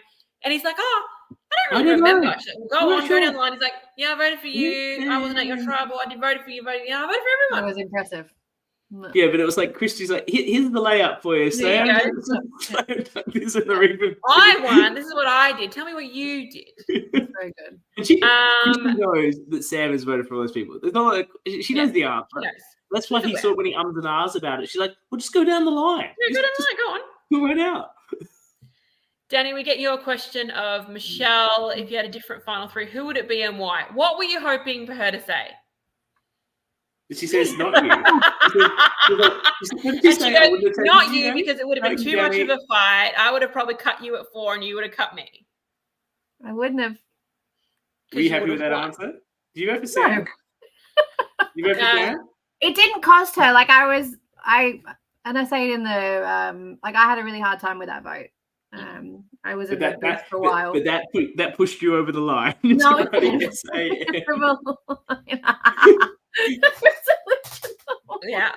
yeah, true. But her answer was Ethan, because he kind of rubbed people the wrong way, and if Lizzie had got back in, probably her, because she didn't have a really good social game. Don't like this answer, because why the fuck you bring up Lizzie? That's come out of nowhere. And if you thought Ethan should have been there, you should have played the fucking idol on him. Yeah. Leah asked, I think, a really good question. Sam, separate your game from Michelle. And he said, look, our game was intertwined, but it wasn't the same. Everyone was coming to me for my opinion, but not Michelle. I have no idea why I said that. Like, why would I? What? Yeah, no. But yeah, he basically says that the difference is that people were coming to him. So that wasn't, and again, that's kind of a humble brag. I was like, I didn't really do anything, but everyone just wanted to talk to me. I was just so popular. Everyone loves me. So yeah. Merlene is again trying to give Jazz a bit of a layup. Tell us the thing pre-merge and post-merge that you're most proud of. Pre-merge says switching the vote onto Lizzie instead of Christy at that vote. Again, we didn't see that, but yeah. It's because they were going to use Christy to vote out one of the boys next. Yeah.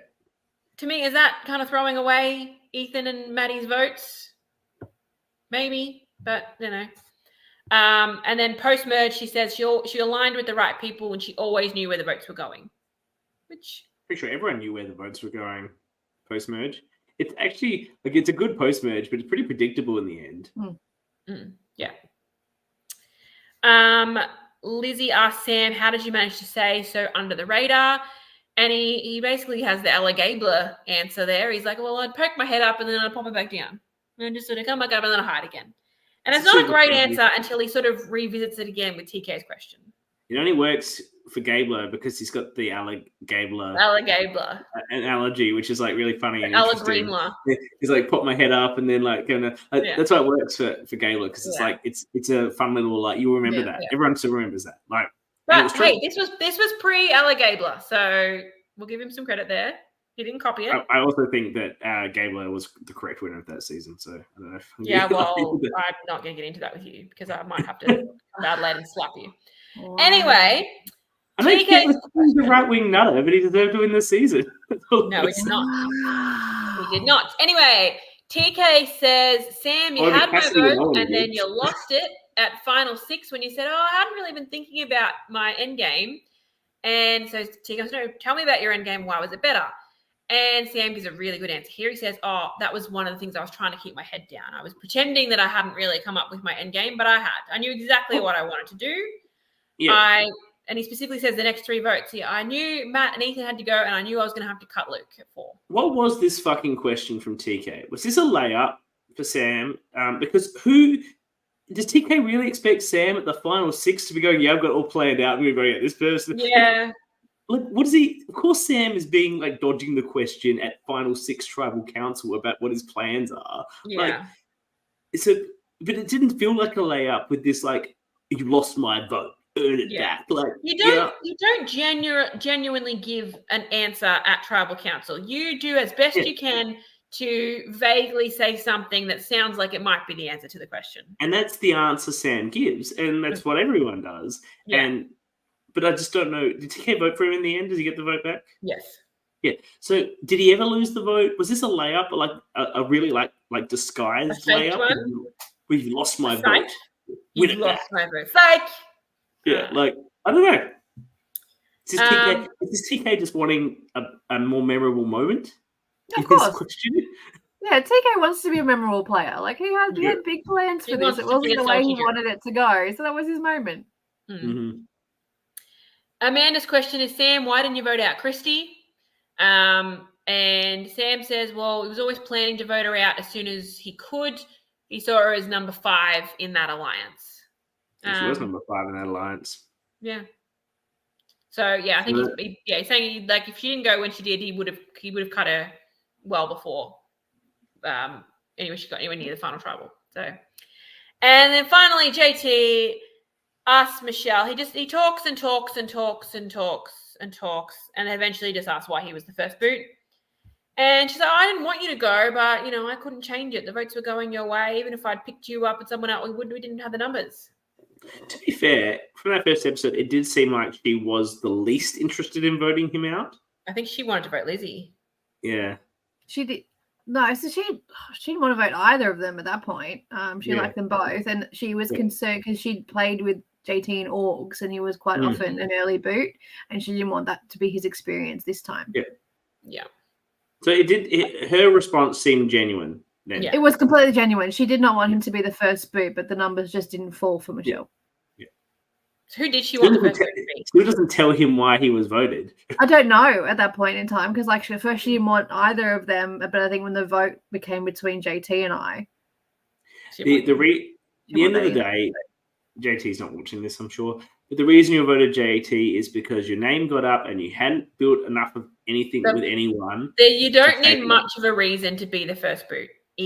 Your name comes up and, hey, that's not my name. Cool, I'll vote that way. Mm-hmm. Correct. So, no one knows anyone. Yeah. You just need someone to stick up for you. And Michelle, I think the problem is, well, then what's Michelle doing? Like, the options are Lizzie, she doesn't want to vote out, or JT, or Danny. Like, she doesn't want to vote out any of these people. So the lesser of the names that came up. I don't think Michelle didn't have an alternate target to say, well, I don't want JT, then how about she didn't want to vote out? You can't just say no, you need to give an alternate name. Yeah. So we see a few of the votes going in. Before the votes are read, we've seen enough for it we know it's at least 2-2-2. It ends up being Sam winning 6 votes with 4 votes for Jazz and 3 votes for Michelle. Michelle is saying, I can see now how I should have played it, but at the time, well, I'm not really sure why I said what I said. I wanted Lizzie out. Yeah, so she's saying she should have played the idol, I think she's saying, on Ethan, but she's really not sure why she said she wanted Ethan. Yeah. So the votes for Michelle. She wanted Lizzie out in the first vote. There you go. Yeah, the votes for Michelle, not surprising. Maddie, JT, and Joseph. I think she picked up JT's vote by saying she didn't want him to be the first boot. That was probably all he needed to hear. If I was in that tribe, I think Maddie was always going to vote for her, and probably Joseph was too. If I was in that tribe, I think I'd struggle to vote out Lizzie over JT. I think I'd jump on the JT bandwagon. I'd vote for just anyone that wasn't me. I'd be going along with it. Our votes for Jazz are Lizzie, Merlene, Amanda, and Leah. So, yeah, all pre-merge, 3 of them from Original Red, and then Lizzie. And then everyone else is for Sam. So that's Christy, Luke, TK, Danny, Shane, and Ethan. Some of them I had to work out by deduction because we couldn't actually see the votes. And some people were very like, oh, I'm voting for you. Congratulations. I didn't say a name. I believe in the real time, Danny, I had to message you and be like, who did you vote for? Because I did not know. I had the same thing for TK. I didn't know who he'd voted for either. Yeah, I didn't think I said the name. I didn't say the name. You didn't say the name, no. The reveal was done very well by Eli. The 3. Oh, yeah, we did the 3 votes for this person, then 3 votes, yeah. And then a 1, then a 1, and then a 1, and then it's done. I remember in the real time being like, oh, this is spicy. Like, this is close because you just thought Sam was going to win it. So Sam had the strongest edit of the 3 as well, but so it probably felt like his win. But the split of the votes. But this is a regular occurrence in these full cast final tribals, which I'm just not really a fan of, to be honest. Yeah. I like that we didn't have a 0 vote finalist. I don't think any of them deserved that. I'm glad they all got votes and they all got a good amount of votes, And had it be a post merge jury, then Jazz gets 0 votes. Mm-hmm. Correct. Yeah. It's more like a 5-2 or something, isn't it?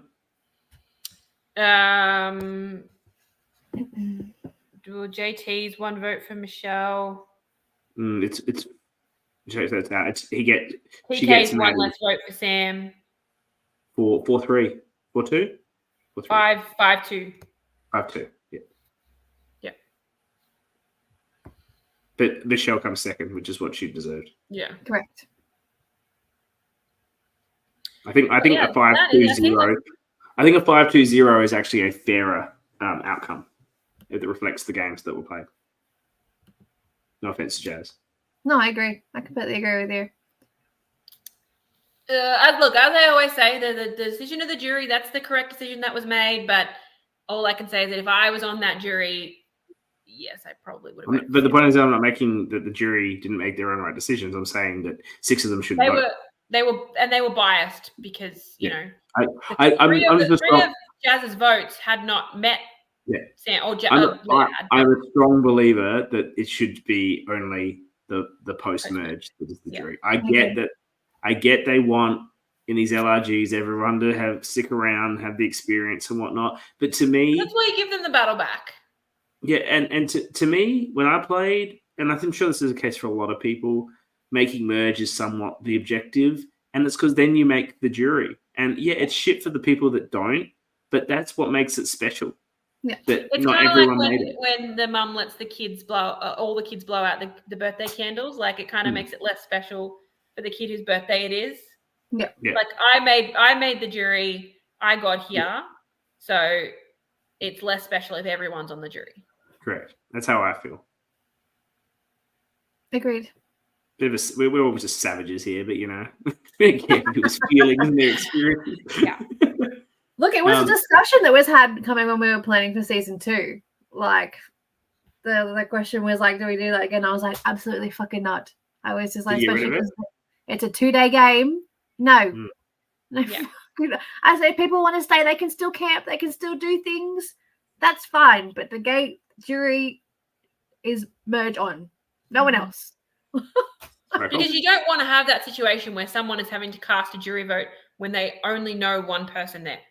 Mm-hmm. It's just not fair. Yeah. And as I say, I think we all agree it makes it more special. Yes. And then famously, you all went to the pub. How did any of you feel like going to the pub after a day like this? I didn't. My husband and kids were waiting to pick me up at that point in time, so I didn't go back to the pub.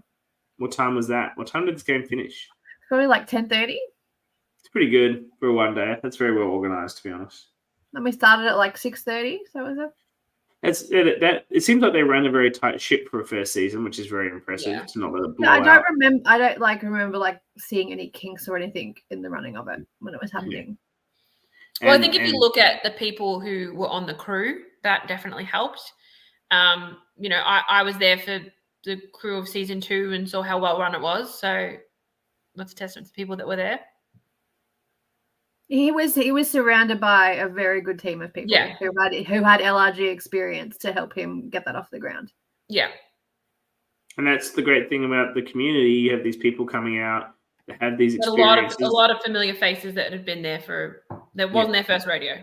And they don't know necessarily Eli that well, but they were happy to come out and help, which is a really fantastic part of the community, amongst everything else. Just like everyone that has watched this live for almost 3 hours. I know most of you are in the cast, so I also would tune in for 3 hours to listen to people talk about me, so I understand why you're here.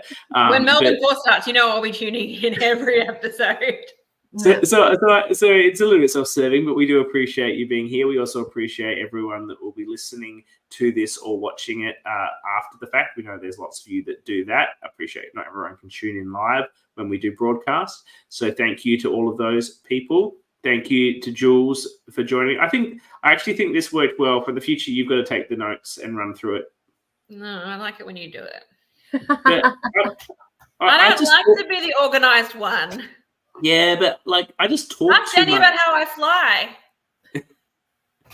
Look, you can put it to a poll, but I feel like when I do the run through and then I have to give all my little special comments that I just talk too much. And this was a better. But now I talk too much.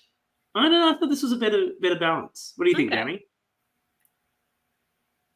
Don't do that to her. It's an easy answer. It's a layup because I'm saying. I do think it was a more well-rounded conversation. It wasn't so much as CK telling us what he thinks. Correct, and that's better. That's what I think. I'll kick you off, and it'll be the Jules podcast now. So you can do the notes, and I add the special color. That's good. More balanced diversity of voices on the program. So thank you for that, and thank you, Danny, for joining us. Do you have any final special comments about the season? Was super happy to be a part of this cast. That introduced me to the community. I will vouch for this cast until the alleged best cast in all of LRGs. But it's fucking up there for sure. Absolutely. Yeah, that's even without me in it. I think it's a great cast. And I think super great gameplay, super great people, and I'm just super happy to have been a part of it.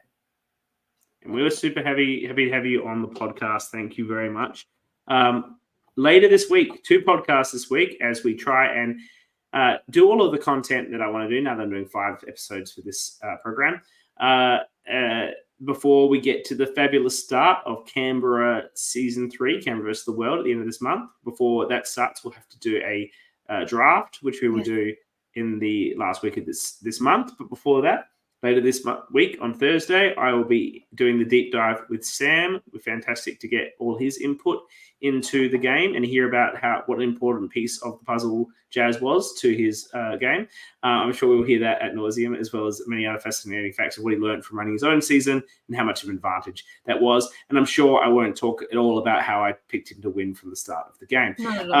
Never mentioned it once.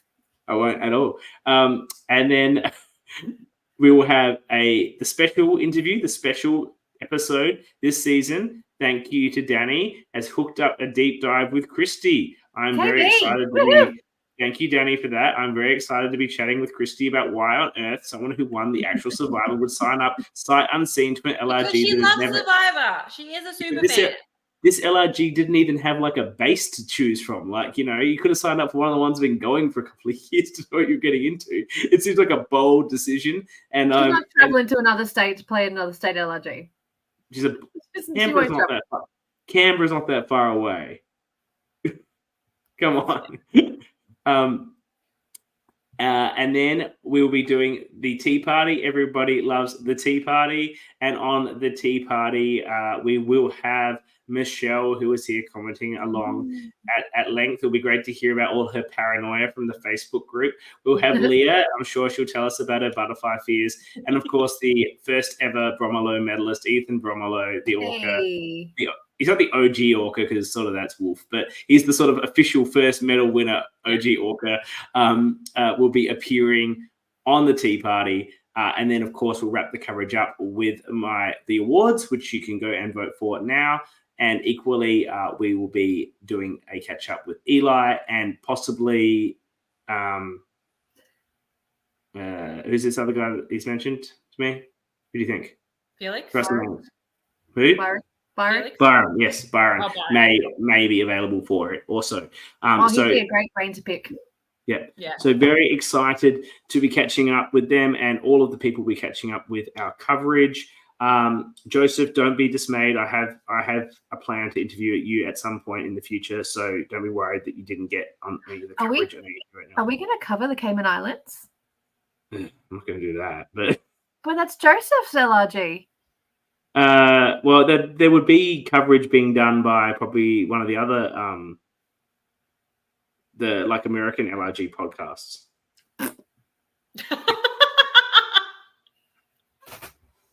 Just think about it. Think about it. If they're not doing it, because those guys were doing all the real foot stuff. Yeah. I know, but he's ours. You put so's Ethan and Matt. But he's the host. Oh, Joseph, what? Joseph, no, he's not a player. No, I'm talking about Survivor Cayman Islands as Joseph is the host. Oh, I didn't know this. Joseph has his own season? Yes, he's created his own Cayman Islands Survivor. Oh, yeah, we can absolutely cover that. Sorry, I thought this was another season he played in. No. He's in Marooned, that's currently airing now. But no, he's filmed and he was the host of Survivor Cayman Islands. Okay, well, it's going to be a little bit frustrating to watch, but it's going to be the best fucking looking LRG and the fucking Cayman Islands. The beach, the water, it's going to be stunning. Yeah. But yes, we can cover that. Absolutely. I didn't know that was the case. We can certainly put our hands up for that. I'm sure the Americans will be fine with that. But I do have a planned interview later, Joseph, for a series I will be doing at some point in the future. But that is it for this coverage. Thank you so much, Jules and Danny, for is 3 hours our longest? Yeah, we went over 3 hours for one of them. Did we? Warren Dirt, you guys went on forever. Yeah, we talked for ages on Warren Dirt. And I wasn't even there. Did you listen to it after the fact? You need me to direct you back on. That's Who would right. have thought me of all people is the one directing you onto the path? You're the captain now. You have to do the notes, and you run the program. Give me the host control so I can kick you off. No, you guys went too wild with that when you had Ethan on it. You guys weren't comfortable with that. Okay. You can't be trusted. Okay. Thank you all. Tune in on Thursday when I catch up with Sam. It's going to be fantastic. Much love to everyone that was here live and that's listened off the fact. Thank you so much.